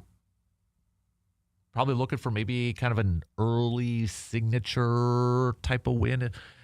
Another quad win, high quad win. So after that, they've got Villanova 9 days later, Central Michigan, Milwaukee, and then you open up the new year on January 3rd, taking on the Boilermakers of Purdue. Right now, that's stretched to begin the new year. Purdue on the 3rd, UCLA, a top 25 team, and then Michigan, the second team in the country. So, yeah, Big Ten. I mean, you look at the standings right now, the rankings in college basketball for men's basketball. Big Ten is well represented, with Wisconsin not in the top 25 anymore. You got Michigan at 2, Purdue at 6, Michigan State at 9. 3 Big Ten teams in the top 10. Illinois at 13. Then you've got Nebraska at 23. Then UCLA at 25. Others receiving votes. Iowa would be 26. They got 60 votes. USC got 50 votes. Then you got Wisconsin. Then you got Indiana, also listed on there. So, I mean, Big Ten right now in terms of college basketball, Division I men's college basketball, they got some depth. When we really fully get into the Big Ten portion of this season, the conference portion of the season, yes, we've had some games in that, but like when it's just straight up all the games are conference, there's going to be there's going to be a lot of movement back and forth, I feel like. Up and downs. I mean, there's going to be some battles, yo. Just looking at Wisconsin's schedule, when we open up the new year, we mentioned Purdue, UCLA, Michigan, you got Minnesota, you got Rutgers, you got Penn State, USC, the Gophers, Ohio State, Indiana, Illinois, Michigan State. I mean, yeah, dang. Big Ten, what? Let's say early bold prediction for the Big Ten. How many teams in the tournament? I'm going to go 1, 2, 3, 4, 5, 6, 7, 8, 9. 9 or 10. Why not? They got a lot of depth in there. A lot of depth. All right. So, again, tip time for that game is going to be at 8 p.m. And then tonight you've got Blue Gold's taking on University of Northwestern Minnesota. That's going to be at the Sonentag Center. You're talking about another top 25 team in D3. The Blue Golds earlier this week jumping into the top 25 rankings. They're undefeated so far this season. So, and then the Stout Blue Devil men's basketball team is also in action tonight. They're going to be taking on North Central University in Menominee. Other sports, you got a good hockey game coming up tonight for the Blue Gold women's hockey team taking on 9th-ranked Hamlin, and then wrestling taking on lacrosse. That's always a good matchup there, too. So for Blue Gold wrestling taking on lacrosse. So good ones over there. Good matchups. We've got a couple texts to get to here. This is from Jeff a little bit earlier saying, no problem with Pat Murphy believing in Joey Ortiz. He has been a maestro in getting these guys to play at super high levels. You mentioned Bryce Serang. That is a perfect example. If Joey Ortiz can have that path like Bryce Serang and bounce back and have a good offensive year, he is still a very capable shortstop. Another texter says, while I don't think Joey Ortiz can be a very good offensive player, there is no question he is a top-tier defensive player. If we can just get a consistent 250 hitter out of him, towards the bottom of the lineup, I would be okay with that. Other than that, from a Brewer side of things, some of the rumors, there's been more rumors surrounding the Brewers with these winter meetings about teams interested in some of their players rather than the Brewers potentially going after players from other teams or free agents themselves. We talked about the latest one that teams are inquiring about Nick Mears. We talked about it the other day about Trevor McGill potentially being on the move. Teams inquiring about him. Obviously, with Freddie Peralta, he's a big name out there too. But it's been fairly quiet in terms of Brewers looking at adding and such. And again, I don't think that's I don't think that's, how do I want to say this, out of the norm. It's really hard to predict what the Brewers are going to do in an offseason. It's really hard to predict what the mindset is, what they're thinking, what's going through Matt Arnold's mind. What is he able to do? What is Mark Ananasio, kind of, how do I want to say this? How much permission he's essentially given him. You know what I mean? So, but if anything does happen to pop up while we're on the air, we'll definitely hit it up and talk some more rumors. But I could be wrong. I didn't think any big moves was going to happen at winter meetings and such. And, well, Schwarber signs that 5-year, $150 million deal, $30 million per year to stay with the Phillies. So, and then you had Diaz going over to the Dodgers and such. So we'll see if any more moves are going to be made here coming up in the next couple days. So, all right, we'll take a quick break. We got more, though. Continue to send me your topics. You're the producers. All right. Got a good idea for a segment, for a topic? Let me know. Hit me up. All right. Text it on over to that Shoe Doctors bullpen line. We'll take a quick break, and we'll be back after these few words.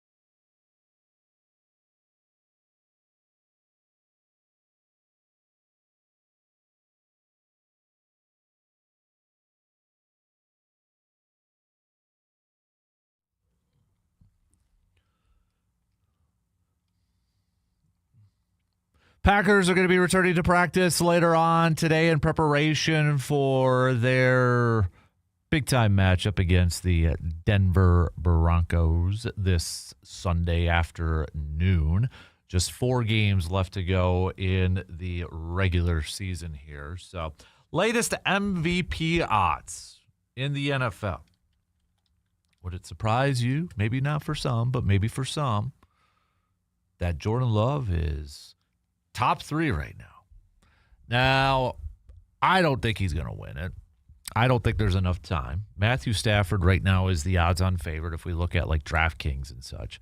Matthew Stafford has a minus 180 for his odds to win the MVP. Drake May is at a plus 200. But Jordan Love is now third, plus 1,000. Josh Allen plus 1,500. So, again, I don't think there's enough time. I think Drake May and Matthew Stafford, something bad would have to happen to either one of them, or just like some really, really, really bad play would have to happen with either one of them. But the fact that he is in that third spot right here with just 4 games left to go in the regular season, Jordan Love has definitely been a topic of conversation for a lot of people this offseason, whether he, great, good, elite, sort of thing. And in the first hour, we looked at it, we touched it. I mean, he's top 5, top 10 in a lot of NFL categories out there. But I don't know if I'm ready to say elite yet for Jordan Love, because that has kind of been something that's been thrown out these last couple of days. After that Bears game and such, there's been some chat about whether he's elite or good or great. I don't know if I'd say he's elite yet. I don't know if I'm comfortable putting him there. Like, when I think of elite, that's a class that has got to be very small. It's got to be very special. Like I'd still put Patrick Mahomes, I guess, as elite. I mean, you're talking about an MVP winner. You're talking about multiple Super Bowls and such. I'd probably throw Josh Allen in there. I don't think I'd put Jordan Love as an elite quarterback right now. So, does that mean he won't ever get there? No, absolutely not. But I do think, because, and we kind of talked about it in the first hour, I don't agree with a lot of stuff that he says, and that's fine. But like Colin Cowherd yesterday, because somebody had thrown this out there for one of our wild card topics this morning. But Colin Cowherd, who has definitely been like 180 all over the place when it comes to Packers, when it comes to Jordan Love and such. But he made a statement yesterday about Jordan Love, saying, quote, "He is the one quarterback in the league that's great, but nobody will crown him. He's tremendous."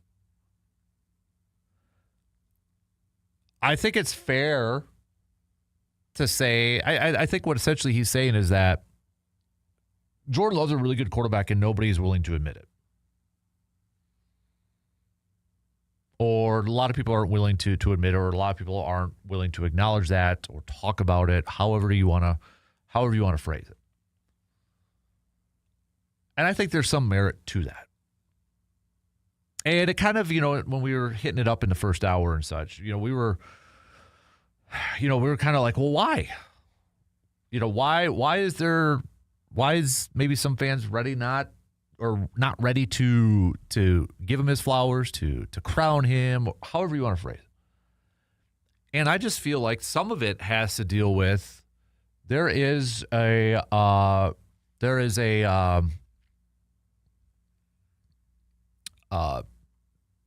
how do I want to say this?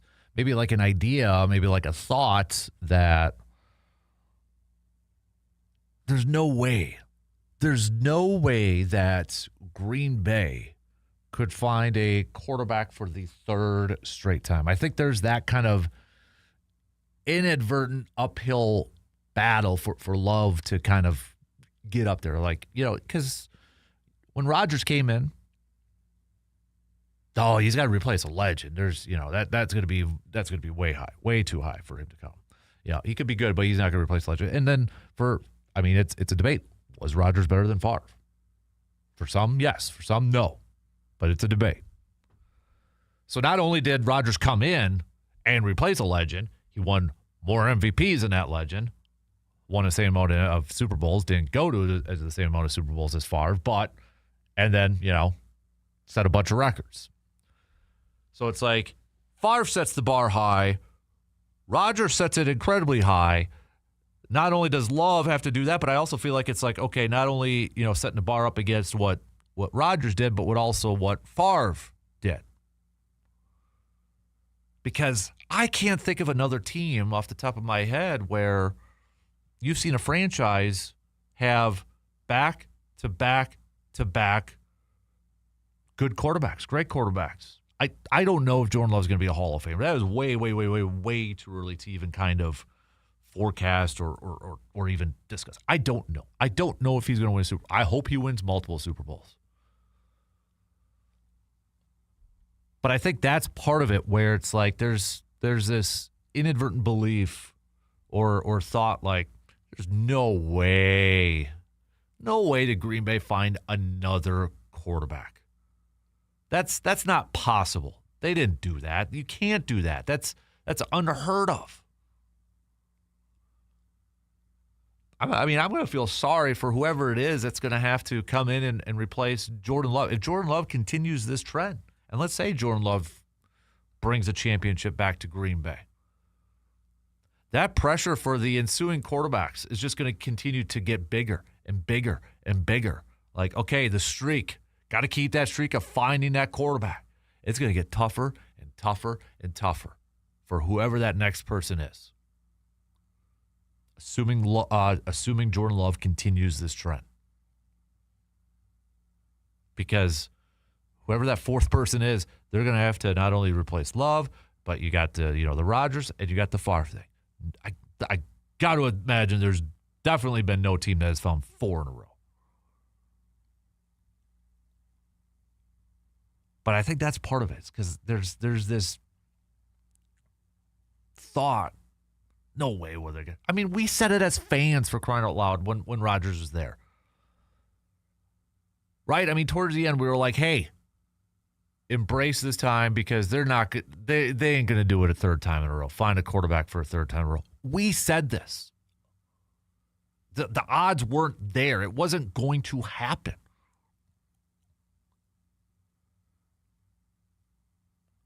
And right now, dude's playing some really good ball. Really good football. And for some, I don't know if, for some fans, whether they will ever, give him the credit or crown him as Cowherd said, or give him his flowers. Maybe the bare minimum is got to be a Super Bowl. It's got to be that first. That's the metric. That's the baseline. If you're going to be playing quarterback for the Green Bay Packers, is you have to capture one Super Bowl, at least one Super Bowl. It's got you want more, because what is one bugaboo that a lot of Packers fans have with the Favre and Rodgers era? They should have won more. They should have had more championships. I would agree. You have 2 quarterbacks like that to only have 1 apiece? Dang. Yeah, but at the same time, yeah, it is incredibly hard, incredibly difficult to win a Super Bowl. But when you have guys like a Favre and a Rodgers, I think it's fair to say, all right.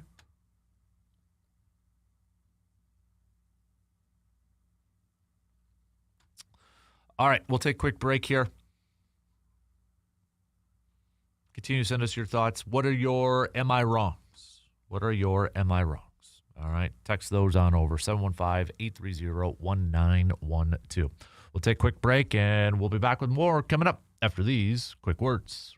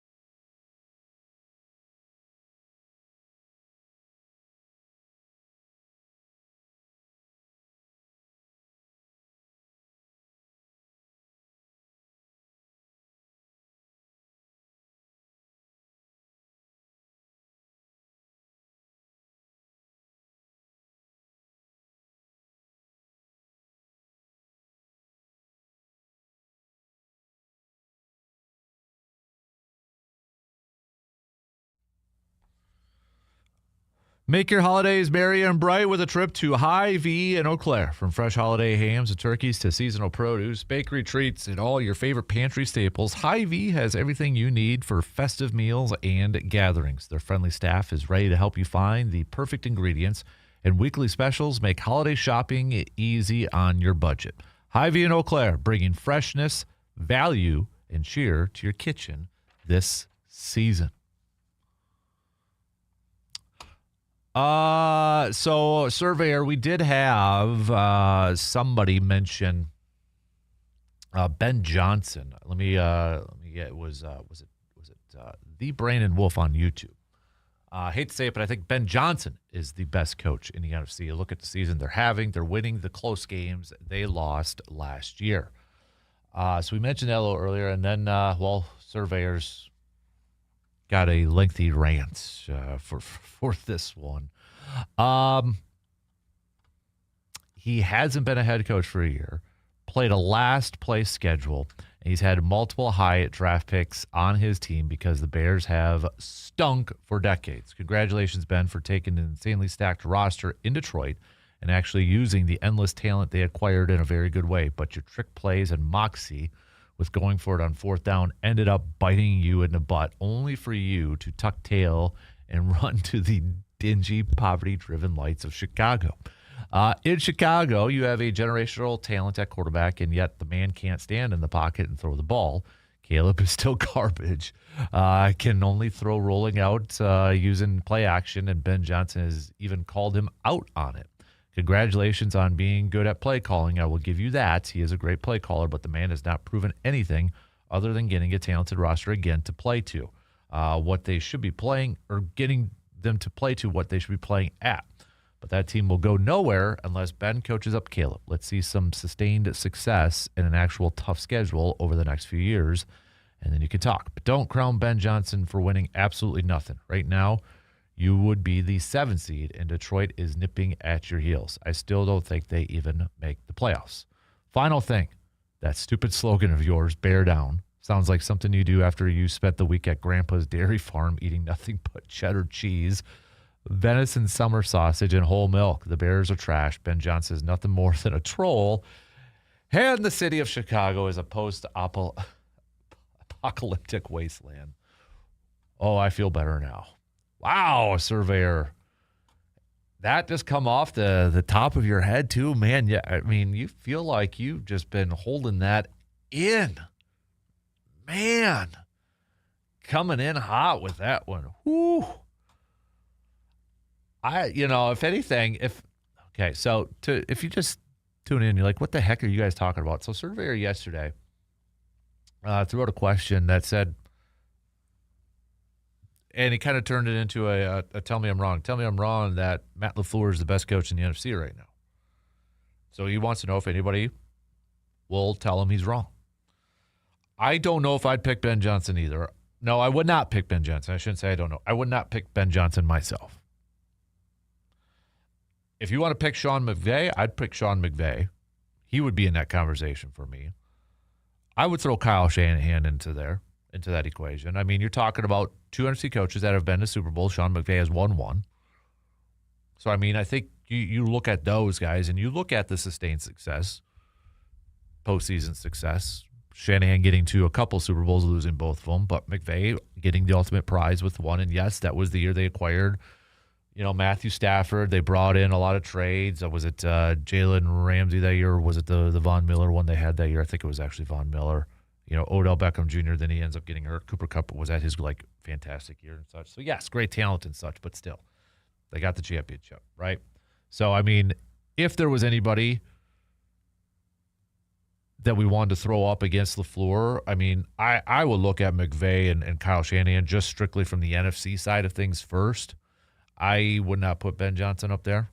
Maybe eventually he gets there, but I would agree with Surveyor in the sense of not through the first year yet. I mean, do you even throw in a Nick Sirianni?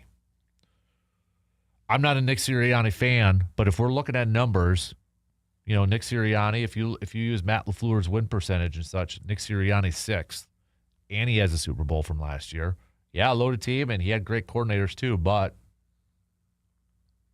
He's got the ring that we all want right now. I mean, I guess I would put those three in the conversation along with Matt LaFleur over Ben Johnson. It's not going good with the Eagles right now. There's no question about it. It's not going good.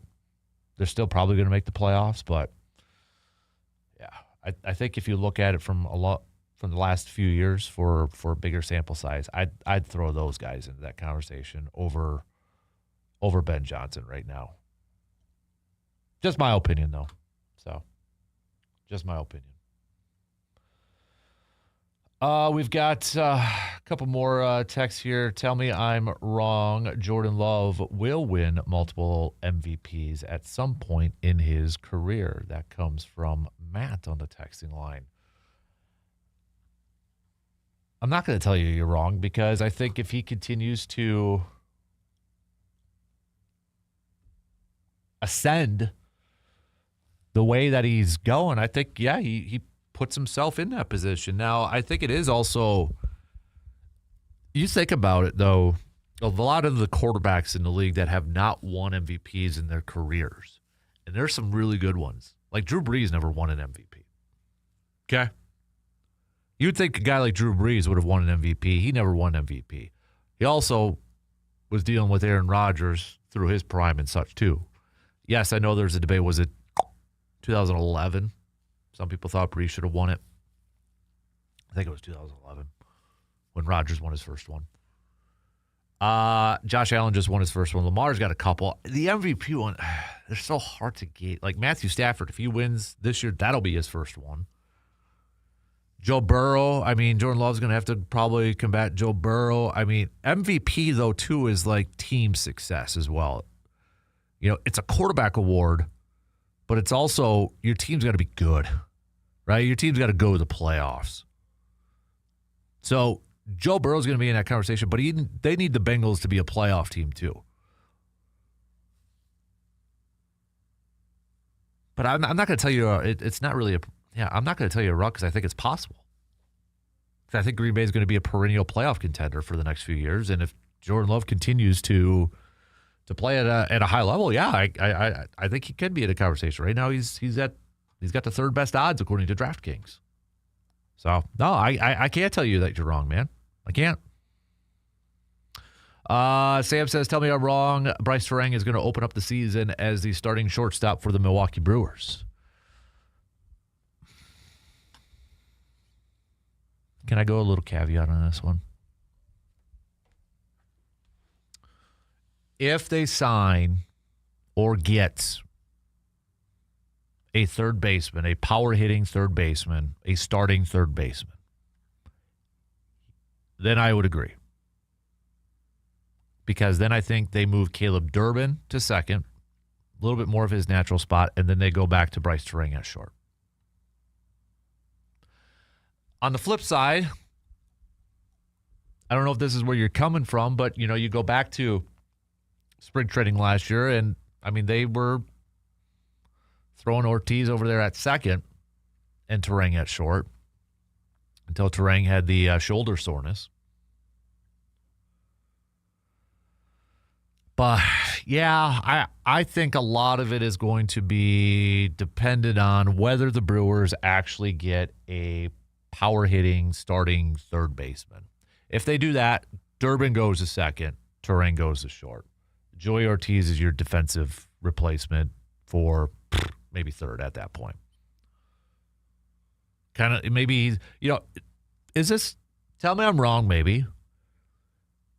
Is Joey Ortiz essentially the Blake Perkins of the infield? Your defensive guy? You know, maybe get you a start here or there. Second, short, third, whatever the case may be. He's like the Blake Perkins. Like, he's not necessarily your starter, but, man, when he is out there, especially when it comes to defensive purposes, I've always called Blake Perkins like the warm, comfortable blanket. You just feel good. You feel good when he's out there on defense because nothing's getting by him. He makes it look so smooth. I feel that's Joey Ortiz to me. Like, I don't I don't necessarily want Blake Perkins, and this is not a knock on Blake Perkins because I love Blake Perkins. And I love what he brings to the team from a defensive standpoint. And yes, he's had some big-time hits, but from an offensive standpoint, consistency is kind of the issue there. But I think Joey Ortiz is kind of the Blake Perkins right now of the infield where, okay, maybe right now he's not a starter, but boy, he's a great defensive player. And if you want to bring him in on those situations, so for example, like last year, would you have rather had Joey Ortiz coming in for defensive stuff or Andrew Monasterio? I'd rather have Joey Ortiz. So I think the only way Terang, though, is the starting shortstop for the Brewers in 2026 is if the Brewers do, in fact, somehow acquire a third baseman, another third baseman, and then they flip Caleb Durbin over to second. And that's not, Caleb Durbin, I thought, exceeded expectations with his play at third base last year. But, if you want a little bit more pop and you want a little bit more power in that lineup, it's going to have to come from one of those corner spots, first or third. And I think, too, there's the name. If I could ask Pat Murphy one thing right now, or Matt Arnold, because I haven't really seen it anywhere, maybe I missed it. What's the status on Garrett Mitchell? Where's Garrett Mitchell in this thing? Like, is he healthy? Is he ready to go? Can he? Nobody knows this answer, but can he stay healthy for crying out loud? Because I look at that outfield. Okay, Jackson's in left. I think that's his better spot. I know he got a lot of time in center, but I think Jackson's best spot's left. Frelick's in right. Yelly's going to be your DH. Sure, you could put him in left a few times and put Jackson in center or give Jackson the off day and have him at DH, whatever. But, what about Garrett Mitchell here? Like, what's his stat? I have not heard a lick about him in a long time, I feel like.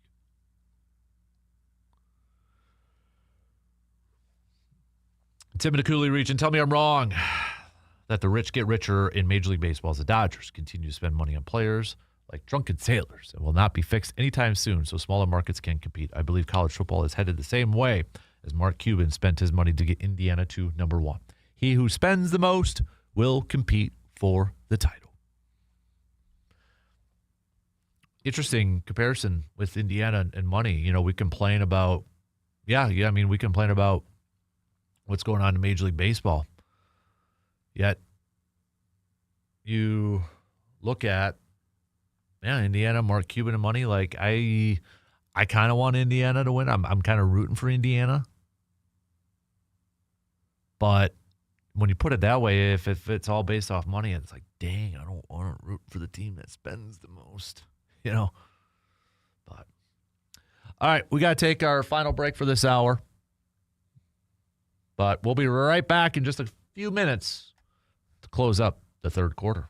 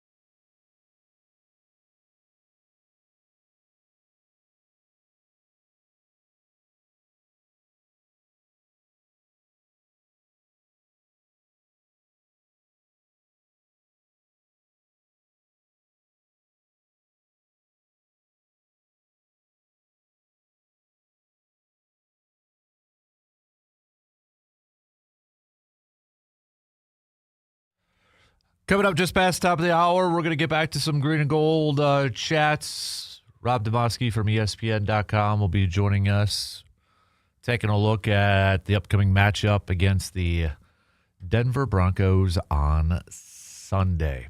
Also coming up next hour, top 10 power rankings. Who are your top 10 teams in the NFL right now as we get set for week 15, right? Yeah, week 15. Who are your top 10 teams? If you want to do all 32, you got time, go for it. If you just want to do 5, that's fine. I'm not going to, not going to hold it against you, but I'll do 10. If you want to do 10, I feel like 10's a nice round number, right? So hit me up with a text or comment on the YouTube stream, hang out with C-Bomb and such over there. He's hanging out over there. I see the stuff there, C-Bomb. But give me your top 10 NFL teams right now entering week 15. So how high do you have Green Bay? See, Green Bay, if you look at power rankings, that I hope people don't take power rankings regardless of where they come from, whether it's so-and-so, a national person or somebody writing a blog. I hope people don't take them too seriously. But a lot of them, I enjoy looking at them just to kind of see a perspective from other people, just to, see what they're thinking and get their thoughts in that. But I did see a majority of the ones that I looked at for Green Bay, top 5. They're in the top 5. A lot of them have Seattle and the Rams ahead of Green Bay, so it'd be like the third highest in the NFC. So, but I'll do my top 10 coming up next hour. Can I find where? Wonder if I can. Here we go. Yeah, ESPN's. I was kind of curious because it's on the NFL Nation. So they've got Rams number 1, Patriots number 2, Seattle number 3, Denver number 4, and Green Bay at number 5.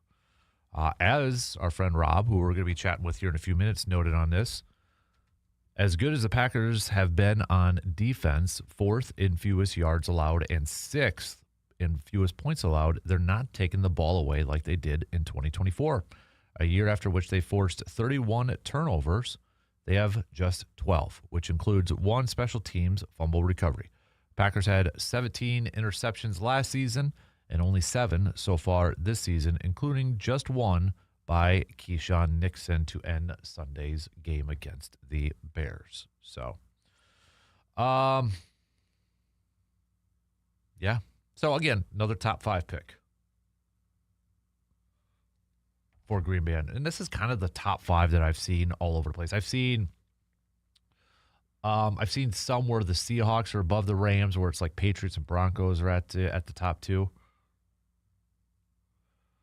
The Denver right up here, where it says most shocking statistical ranking, Bo Nix is 3rd in pass attempts and completions. Sean Payton has often said 2 things that make life easier for his second-year quarterback are a commitment to the run game and high-end defense. Those 2 things help your quarterback's development.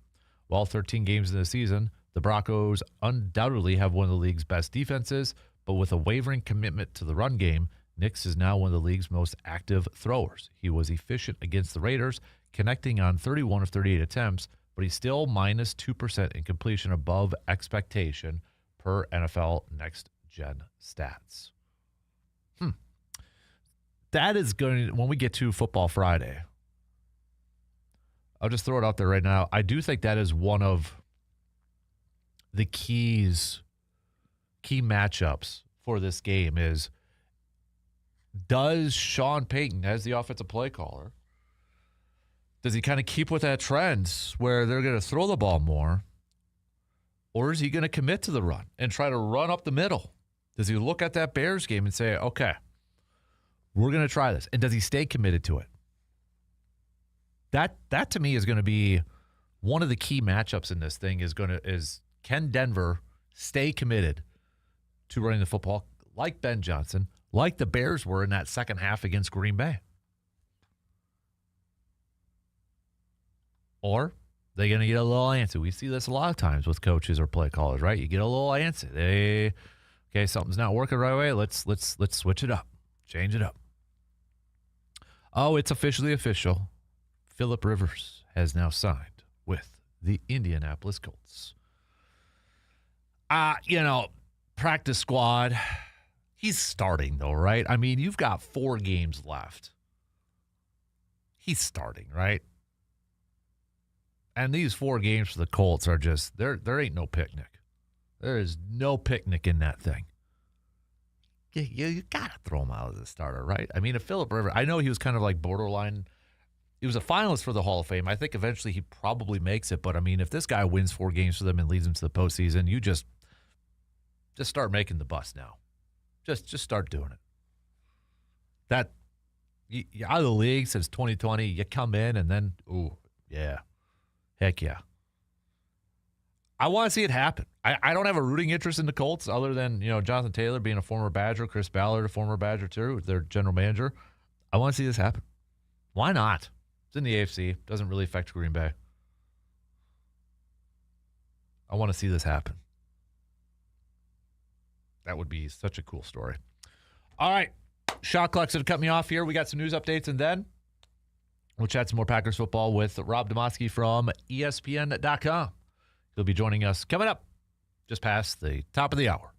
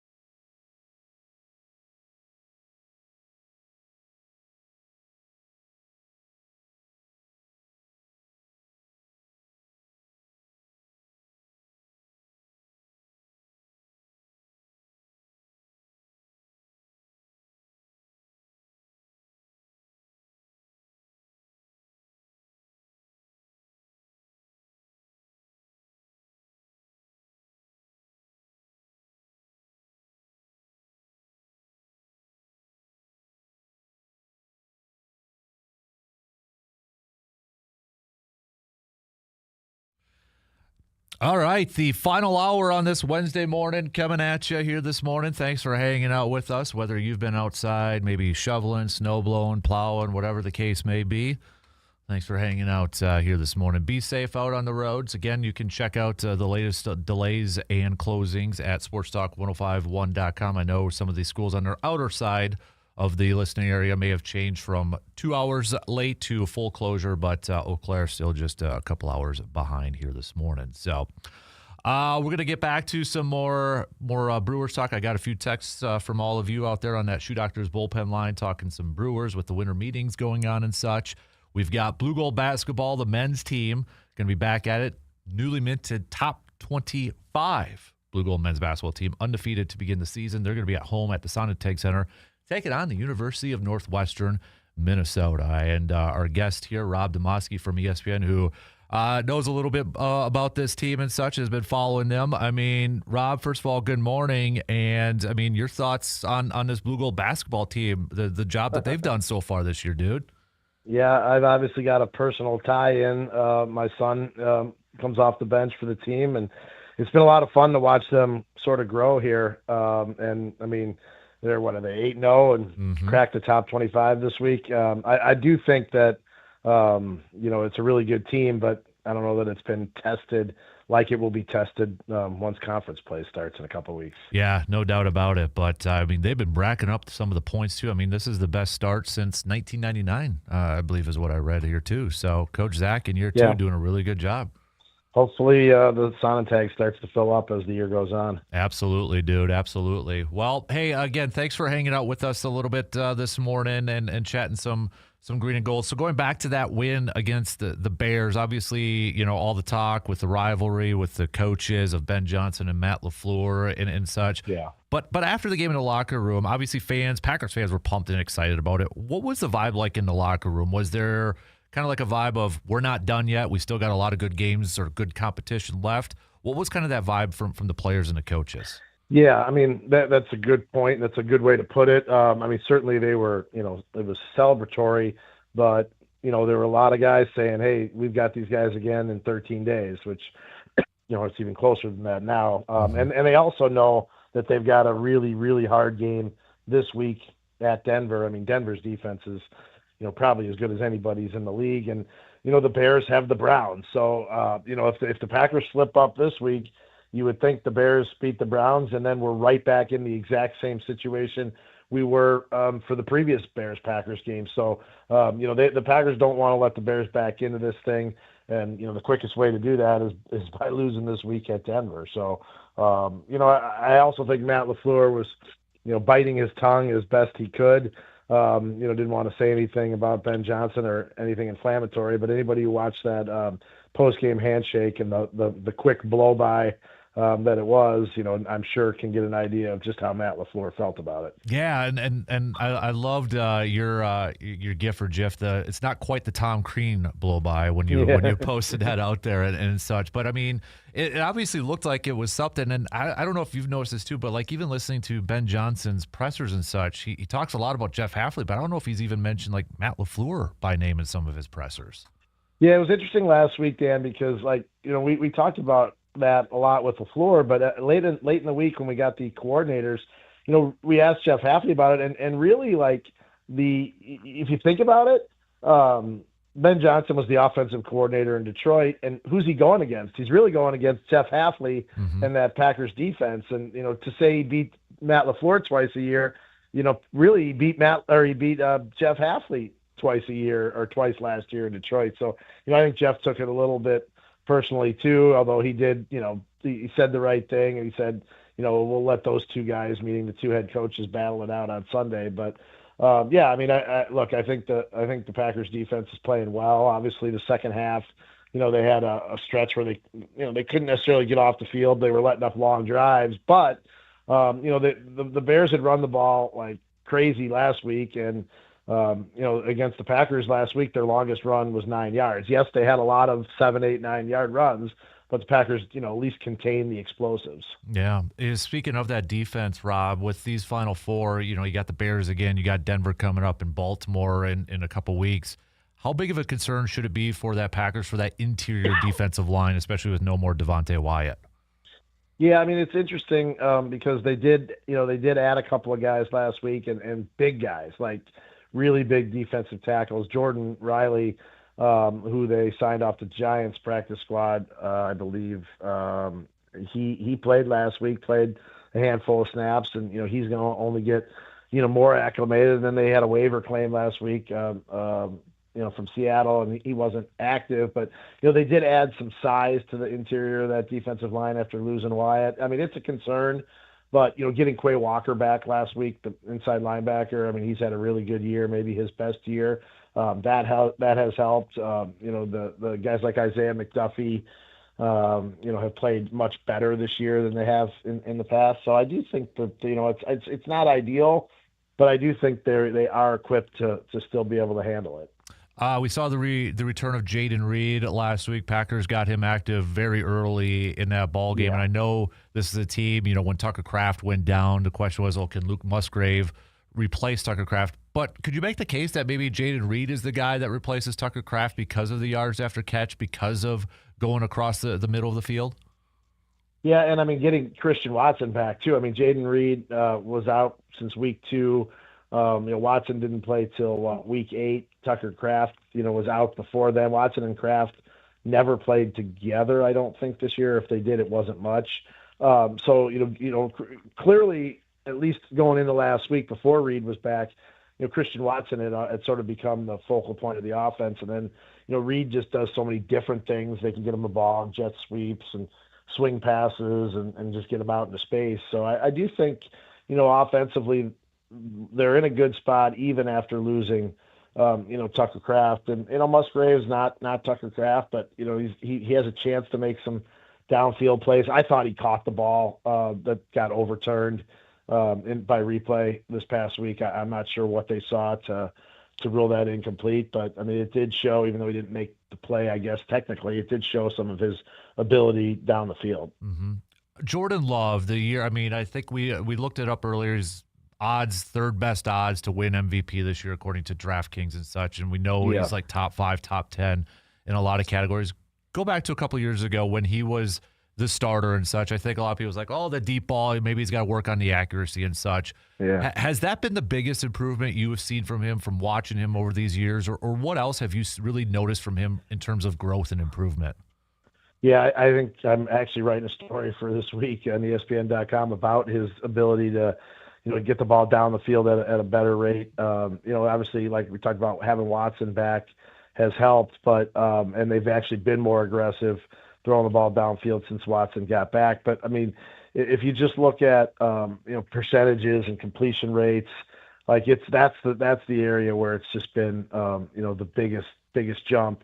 His first year on balls thrown 20 yards or more down the field, he completed 37% of them. This year, he's up to 44% of them, and those numbers are even higher just in the last couple of weeks since Watson's been back. So I mean, like that's a huge difference. And like he's got 4 touchdowns on balls thrown 20 yards or more down the field since week 8. He had 0 of them in weeks 1 through 7. His off-target percentage has dropped much lower, so he's in a good spot there. And like all the time, or a lot of times in the first couple of years, you'd hear Matt LaFleur or Love or the receivers, say, well, Jordan just put too much air under it, or he didn't put enough air under it. Well, lately they've been just right. Sounds a little bit like the Goldilocks and the 3 Bears story. Well, this one has too much air. This one doesn't have enough. This one was just right. Yeah, no kidding. So, and speaking of the offense, Rob, I know, a couple months ago, maybe a month ago, there were some fans like, okay, the inconsistencies, what's going on with the offense and such. Did a lot of that kind of start to come together when it seemed like maybe they finally settled on an offensive line, putting Anthony Belton at the right guard?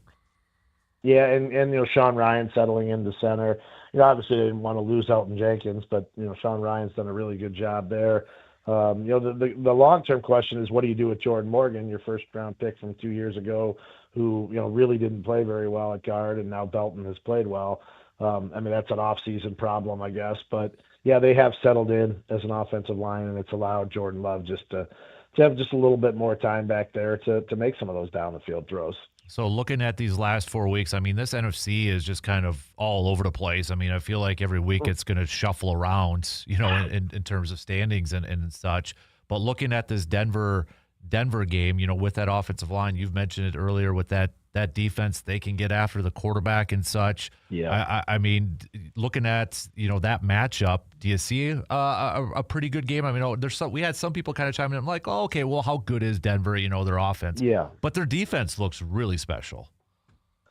Yeah, I mean they're right up there in sack numbers. They're right up there in low fewest yards per game, and I mean they've won 10 in a row. Like Yeah. I mean that doesn't happen in this league very often. And I think the second longest active winning streak right now is 5 games. I think the Texans have won 5 in a row.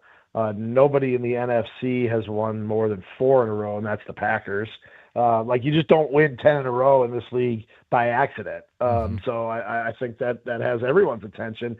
And, Sean Payton's obviously a very experienced coach, and, he's probably done, he's maximized what they've gotten out of Bo Nix in the offense. It hasn't been an overly dynamic offense, but, they're doing just enough to allow that defense to really win games for them. Mm-hmm. Yeah. So, hey, he's Rob Demovsky, ESPN.com, ESPN NFL Nation Packers reporter covering the Packers. Appreciate the time this morning, and I can't wait to meet up with you at the Sonntag sometime soon and watch the top 25 Blue Gold basketball team with you here. Yeah, I'm hoping, fingers crossed, that I can get there tonight. But if not, I will definitely be there for the next home game, which I believe is right before Christmas. Right, exactly. Well, if you do, safe travels, sir, and we appreciate the time again this morning catching up with you. All right.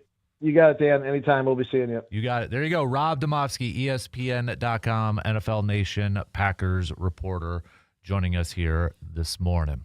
All right, let's take a quick break, and we'll be back after these few words.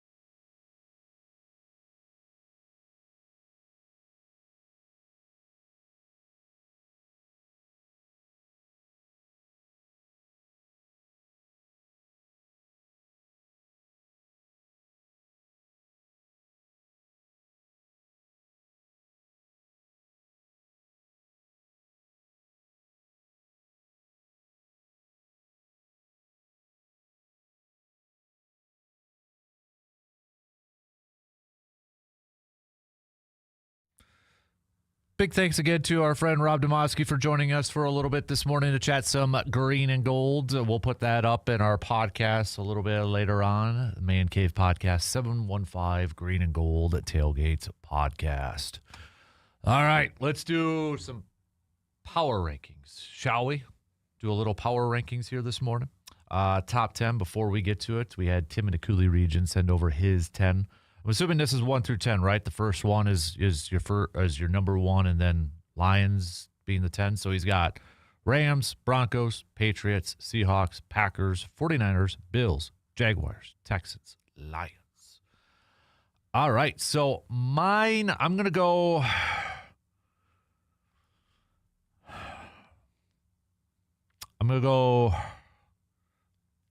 God, I'm struggling with one of them. I'm going to go 10 Texans. I just like how they're playing right now. 9 Bears.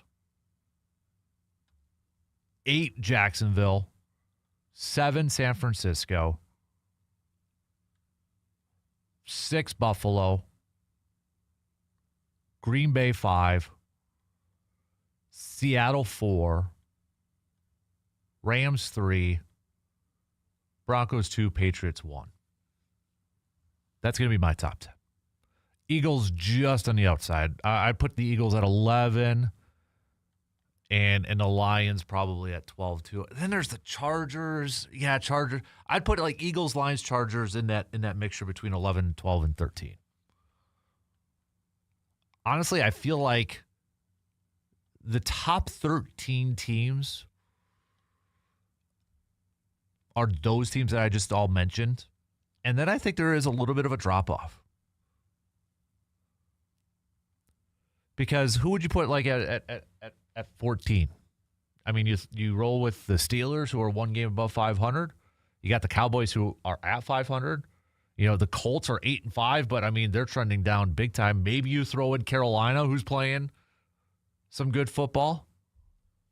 You know, they're rising up a little bit, but I think if the Bengals would have pulled off that victory and held on against Buffalo, that would be a team that you really, really want to pay attention to, and that title that comes with some of those teams. Like, oh, that's the team you don't want to play against. I still feel like the Bengals can be that team for like some of the. Let me bring up the Bengals schedule coming up here. So they got the Ravens. I don't think the Ravens want to play the Bengals right now, because the Ravens are still trying to play for a playoff spot. Bengals are, I mean, with Joe Burrow, are a completely different team. And then, you know, Bengals after that is Dolphins. Dolphins are playing better. Cardinals, Browns. But that loss in Buffalo by the Bengals, that was killer. If they would have pulled that off, I might say Bengals finish this thing AFC North champs. But that was a killer. That was a big time loss. But they're looking at these Week 15 games here too. They can't forecast it, but the NFL script writers or the schedule makers, they got to be patting themselves on the back here for the last couple of weeks and looking forward to these upcoming games, because you're not going to get every game that's going to be just a marquee, awesome, fantastic game. But when you have a few of these games that are just like, oh yeah, like Buffalo at New England for the division potentially. New England wins, they win the division. I'll even throw Chargers at Kansas City on this one. Chargers have a really good opportunity to just like say, bye-bye, Kansas City. You throw in Baltimore at Cincinnati. That is a must-win for Baltimore. Obviously, Green Bay at Denver. Detroit at the Rams. Colts at Seattle looked a lot better, but even with Phillip Rivers coming in here, I mean, come on. Still, I mean, that's a desperate time for a Colts team. And then you look at Week 16. You begin on Thursday with Rams and Seahawks. Saturday, you've got Green Bay, Chicago. There's just good matchups all across the board to wrap up these last few weeks. It's awesome. It's awesome. It's like playoff football before we get to playoff football. So pat yourself on the back, NFL schedule makers. You've done a fantastic job with that. We got a couple texts here surrounding the Brewers here before we take another quick break here. Another texter says, tell me I'm wrong, but I feel like the Brewers are going to acquire a first baseman before they acquire a third baseman. No, I can't tell you that you're wrong because I can kind of see that happening too.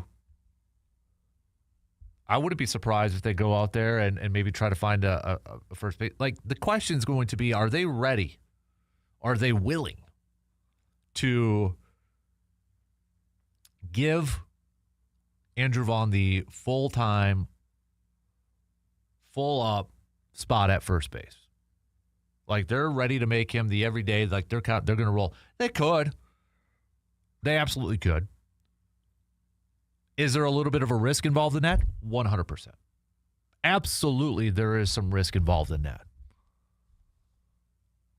But I wouldn't be surprised if they decide to go that route and keep Durbin over at third and just go status quo with Joey Ortiz at short and Bryce Terang over at second. One more over here, too. Tell me I'm wrong. This was actually Brewers related as well, but this is from Kevin on the Shoe Doctors bullpen line. Kevin says, tell me I'm wrong, but the Brewers won't trade anybody off their roster and essentially run it back with the same entire team that they had last year. It won't be the same exact entire team, but from like the main players, would that surprise anybody? Probably not. I can't tell you you're wrong on that one either, man. Wouldn't surprise me one bit if they opened up like, let's just say position players: Contreras, Vaughn, Terang, Ortiz, Durbin, Chirio, Mitchell, Frelick, Yelich. Your rotation: Peralta, Woodruff, Miz, then maybe like a Chad Patrick and a Quinn Priester. Would that surprise anybody if that's kind of your main lineup? Uribe, maybe even McGill is still back, and then, Nick Mears? No, not at all. It would not surprise me. All right, we'll take a quick break. We'll be back at the bottom half of this hour, coming up after these quick words.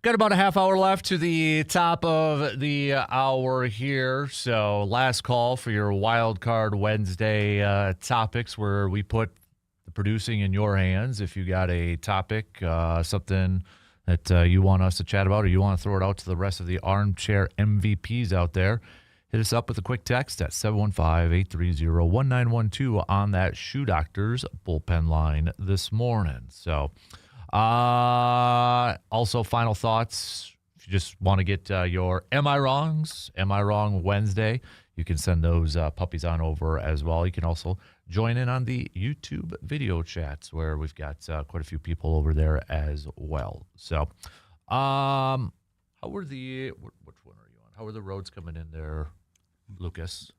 Improving fairly fast. Now, granted, I wasn't driving like super early this morning, but like the plows have been going around, at least in Altoona, pretty briskly, and like the main roads are like, you don't want to be going like 20 miles an hour over the speed limit anyway. But as long as you're going at the regular pace, you're good.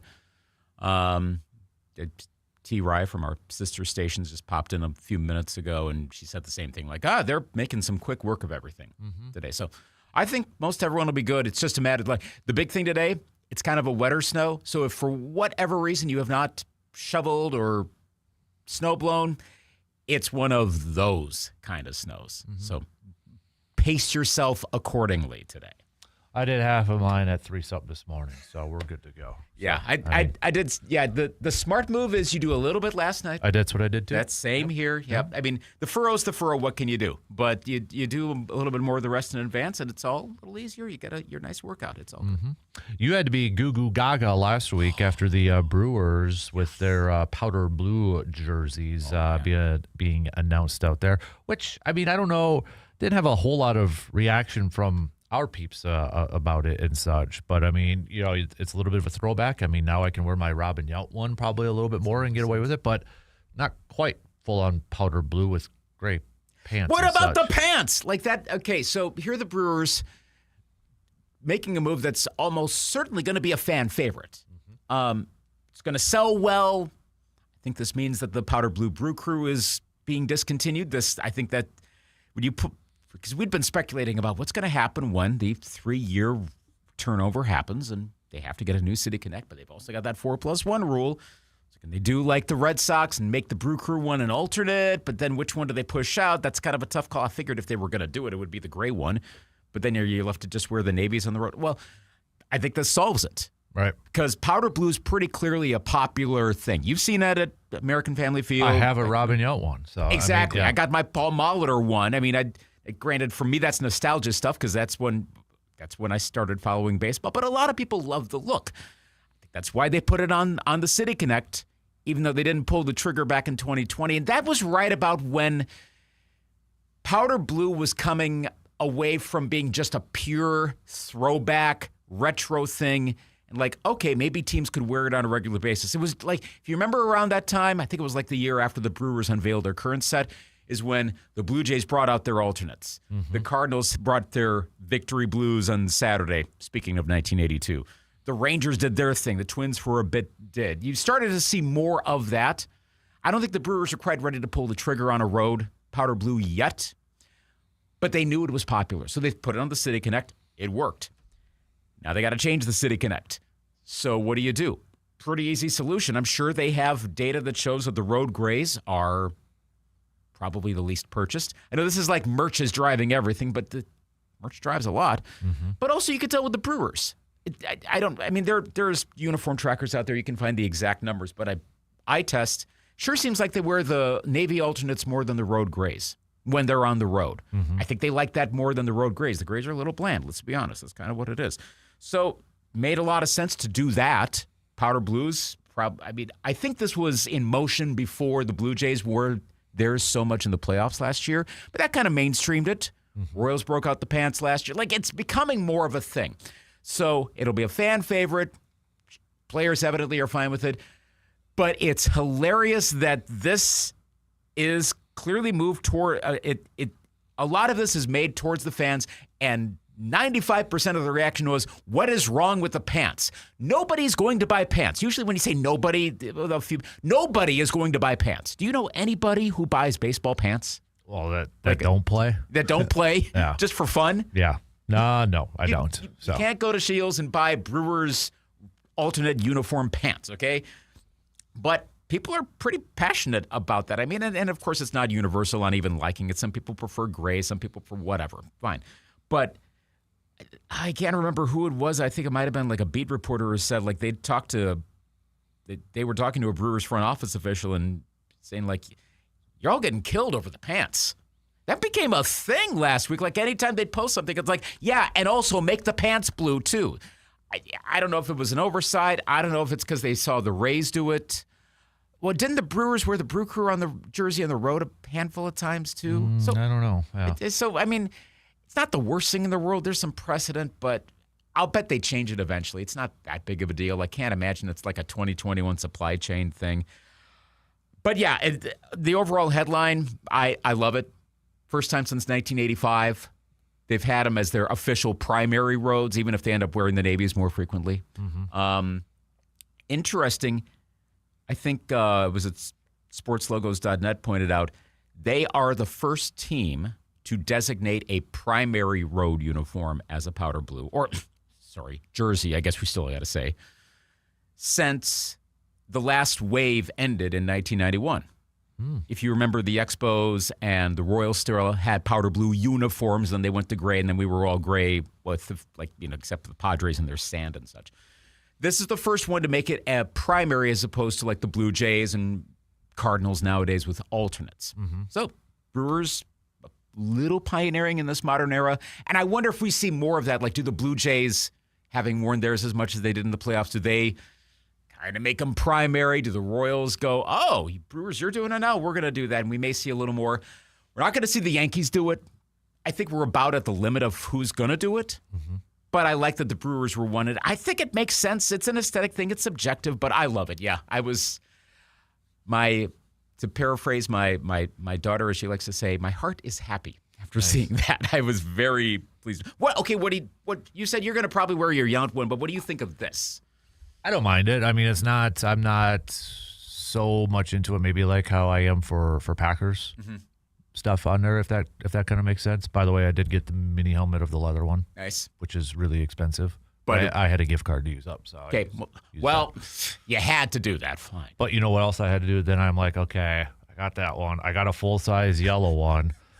I might as well get the winter warning one. So, yeah, that's coming in the mail. The burden. Too. So I'm like, I have to now. So. Well, see, if you really want something, it's going to come back to you. You slept on it. You knew you needed to. I did. To get it. Yeah. But now I'm a little annoyed that the Pro Shop has not shipped it yet, and it's been a few days, for crying out loud. Come on. Supply chain. Always blame the supply chain, even if it's not a problem. Blame the supply chain. I looked around here first to see if any stores had it, and apparently they did. So it'll come. It's delivery folks a little on the busy side right now. Should have had Rob grab one and bring it on his way today for me. So. Oh, that would have been nice, but it's okay. It's going to come. Yeah, it's going to come. That'll be there. So I had to redo the main cave. That's one thing. I've got a confession to make. Like, that's probably I changed the flow, the feng shui of the cave probably every 2 weeks. Really? Yeah. Wow. There's so many patchwork holes and repaints on that wall. It drives my wife nuts. I am just. It's like. What's like the Winchester house where they just kept building and building and building and that's me. I just keep changing decor. Nope, switch that. I moved a TV around because I had 3 and I moved it to a different room and I put this. It's nuts. Wow. Yeah. Okay, I've gone through a bunch of spackle and cans of paint to retouch up all the time. All the time. I'm already mentally preparing if I get if I get a different picture here, which one goes, where can I move it and all that. So what's going to have to go? I'm going to jump right there beyond just moving stuff. What goes because this helmet is coming in? I switched it up. I had a card display. So that's off. So I moved the helmets there. So I have a little spot already for that helmet. Okay. I swiped those off. I took a TV down. I'm getting a frame for cards and putting that there. How many TVs do you have in there right now?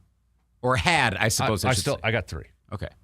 I got a 70-inch and two 32s for backups for like in case there's multiple games. Have you ever pondered doing the ESPN, like have a wall of TVs you could watch every game at noon on Saturday, I want on one Sunday? of those those Trons that people have in their man caves. It's like a mini, like the NBA Tron thing where you put, I want that. Gosh, that'd be great. I want that. But I did Wow. move one TV. It was mostly designated for the old game systems, the Super Nintendos, the original Nintendos, Segas, PS1s, Xbox, to the other room next to the Big Buck Hunter.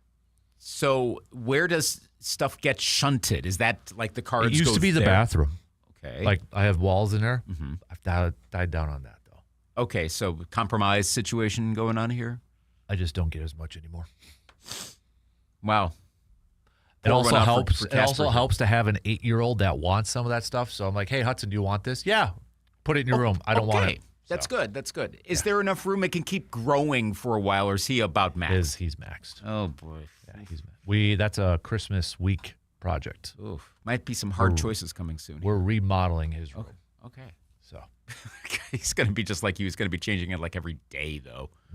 yeah. Oy, oy, oy. But yeah, that I literally just got done patching up holes again and repainting. And I probably will again here in a couple weeks after I find something that I'm like, crap. See, now you and my wife Marie would totally be like in simpatico on that sort of stuff, and I'd be more like Veronica, like, okay, sure, like what is that? Yeah. I did complete my collection of all my Goosebump books finally. Really? Yep. How difficult was that? Expensive. Okay. We'll just leave it that way. Okay. A lot of eBay. A lot of jerks on eBay sending me not what you posted. So I've got like 4 books that are just an awful condition. You want to know a weird random story before we take a break? So one of the books I got, okay, it was in bad condition. I'm like, okay, I can find one cheaper, or I can find one with not a bad price to replace it. So I'm like, I'll try to sell it on eBay. I'm getting no bites on these. But I was looking at it, I'm like, there's a Black River Falls school library stamp in there. Oh, that's kind of cool.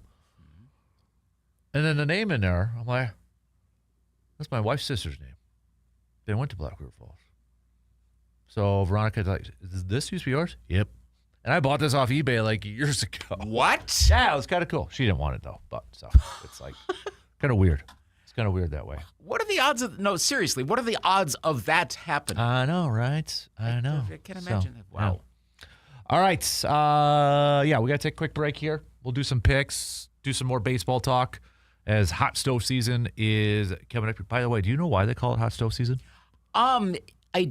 I remember the explanation and I forget. I need to look it up again. But Well, I'll tell you. Or you could listen to the new Kid Cave podcast. Ooh, 'Cause okay. Hudson and I talk about you that. remind me and tell the listeners. You know what else I found on that Kid Cave podcast? What? Mark Chimura had a 100 Madden rating in 1999. Really? That was my You can reaction. have a 100? Apparently. Mark Chimura of Mark all Chimura players? Because Hudson was going through a list because he looked it up. Dion, okay. Barry, yep. Mike Allstott, okay. Then he's like, Mark Chimura. I'm like, what? I'm like, I got to double Google this. Yeah, but I need somebody who has 1999 Madden to confirm it for me. Someone Pull it up. listening. Chimura had a 100 rating. 100 from Mark Chimura? Yeah. And I looked up his stats. He had 500 receiving yards Oh, in 98. So it would have been 98 because it was okay. 99. Pretty good back then. The Packers were still, Only 4 touchdowns. but still, it's a lot of A receptions. lot of blocking. Gets you right. But yeah, that was like, oh, I actually learned something there too. Well, okay. Mark So Chimura, Mark 100 on Chimura, Madden. man. Yeah, 100. Would not have guessed that. Okay. Me neither. So, all right, quick break. We'll be right back after these few words.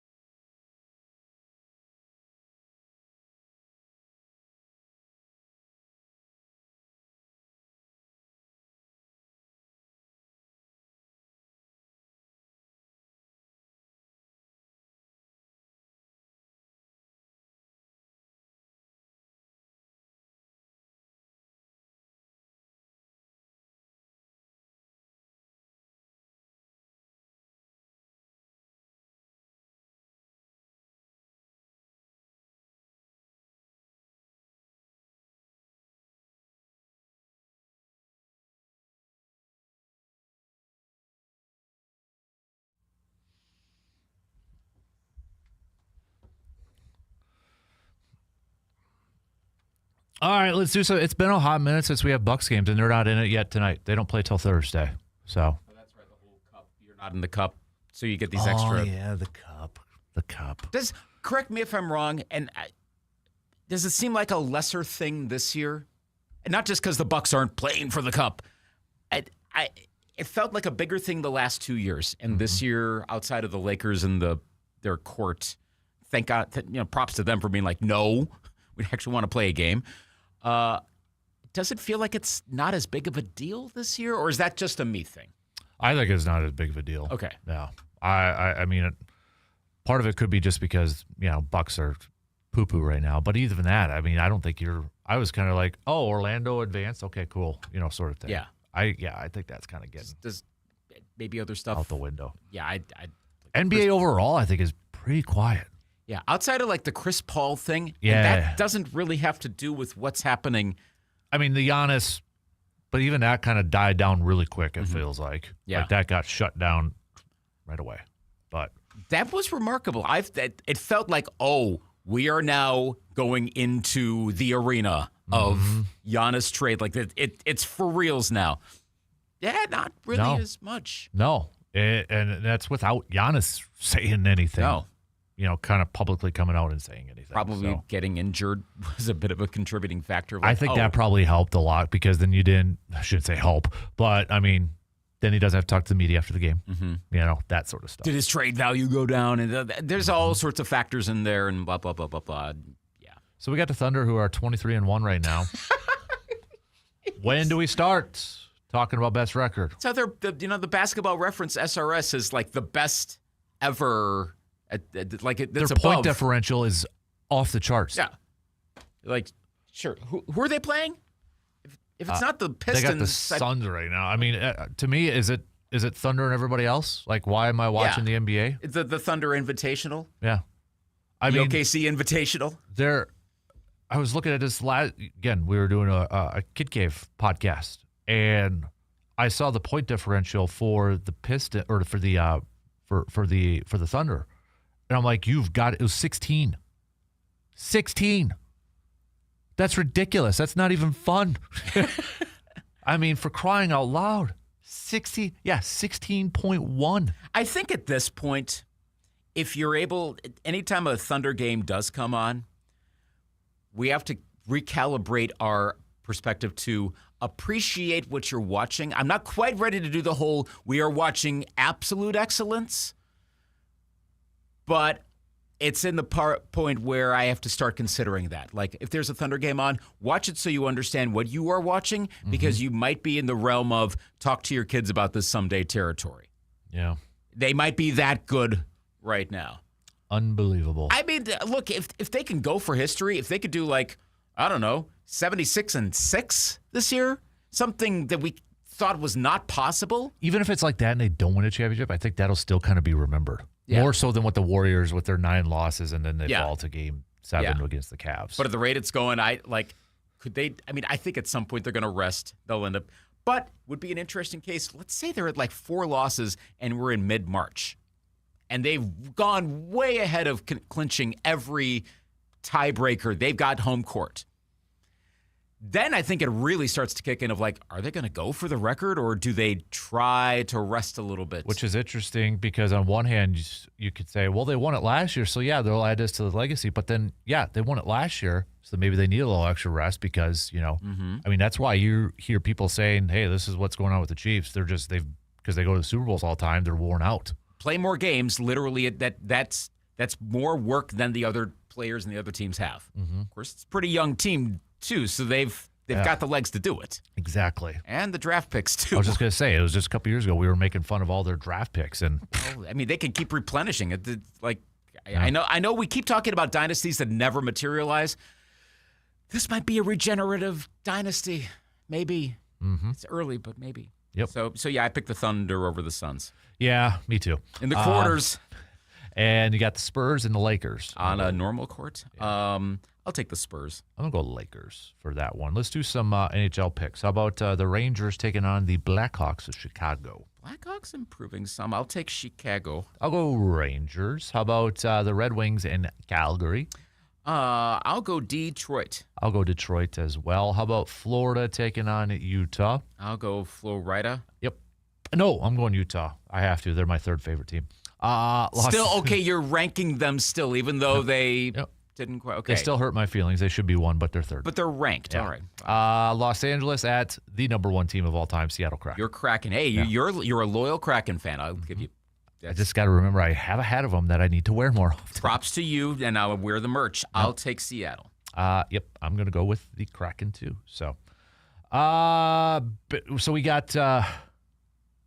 Oh, come on, really? What? They're giving Phillip Rivers number 17, even though Daniel Jones wears it because he's on IR. Was this part of the deal? Yeah, Schefter, with Daniel Jones on injured reserve, Phillip Rivers can get his old 17 back. Once again, Rivers will wear number 17. I've never heard of this. So you're going to have one quarterback per season. This is like college with duplicate numbers or preseason football. Except it's too higher-ish profile. I mean, one's a Hall of Famer, one's not, unless it's his career. Okay, maybe Daniel Jones turns his career around even more. They're going to wear the same number consecutively? What? It's going to be like Daniel Jones never left, except this quarterback can't run. Although Daniel Jones, I don't know how much running he was doing with a broken leg either. So. Oh, my gosh. So if Phillip Rivers gets injured, and what, they're playing Houston, is it, next? They got or Denver or Seattle. Seattle, okay, yeah. But they got a ridiculous 4 games. Yeah, I know. Like Phillip Rivers, I props to him if he survives this run here. Seahawks, 49ers, Jaguars, Texans. So who's the next person they could bring in and then give number 17? Do we have any recently retired number 17 quarterbacks? I know that's a bit of a niche, but who could come in where if Phillip Rivers also gets put on IR, and I know we're joking about injuries, but could you see that happening with the schedule? Yes, you could. Who would be the next? Alive, Doug Williams. Okay, probably not playing. Yeah. Let me. What was Y.A. Tittle in there somewhere? What is this? This stat muse. NFL players with number 17 in their jersey currently.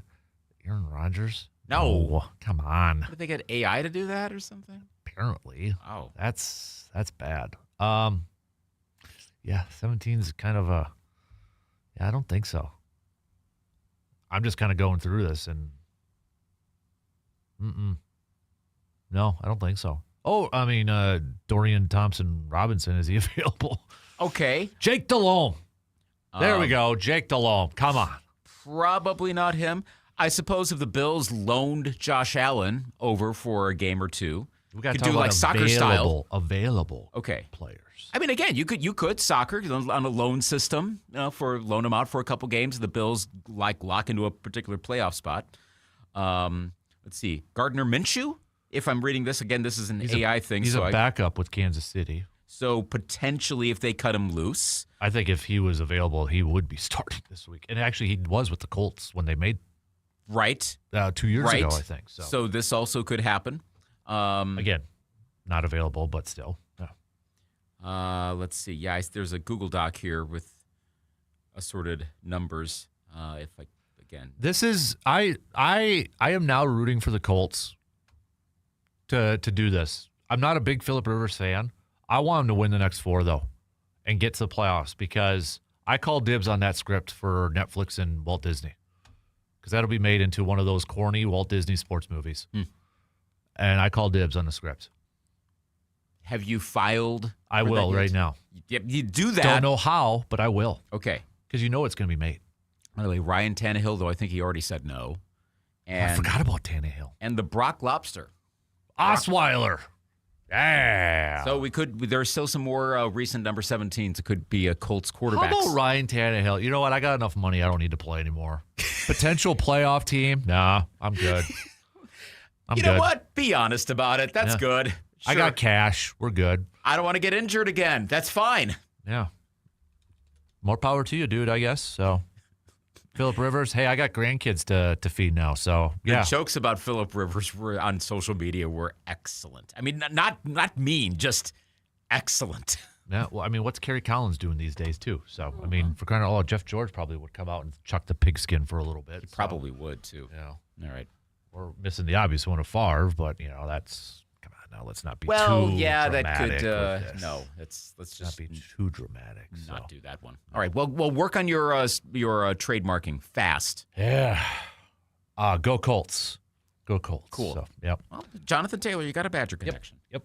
And Chris Ballard, Badger connection. Mm-hmm. So, all right, that's going to do it for us. Have a fantastic rest of your Wednesday. Same place, same time tomorrow morning, 6 a.m. We'll talk to you then.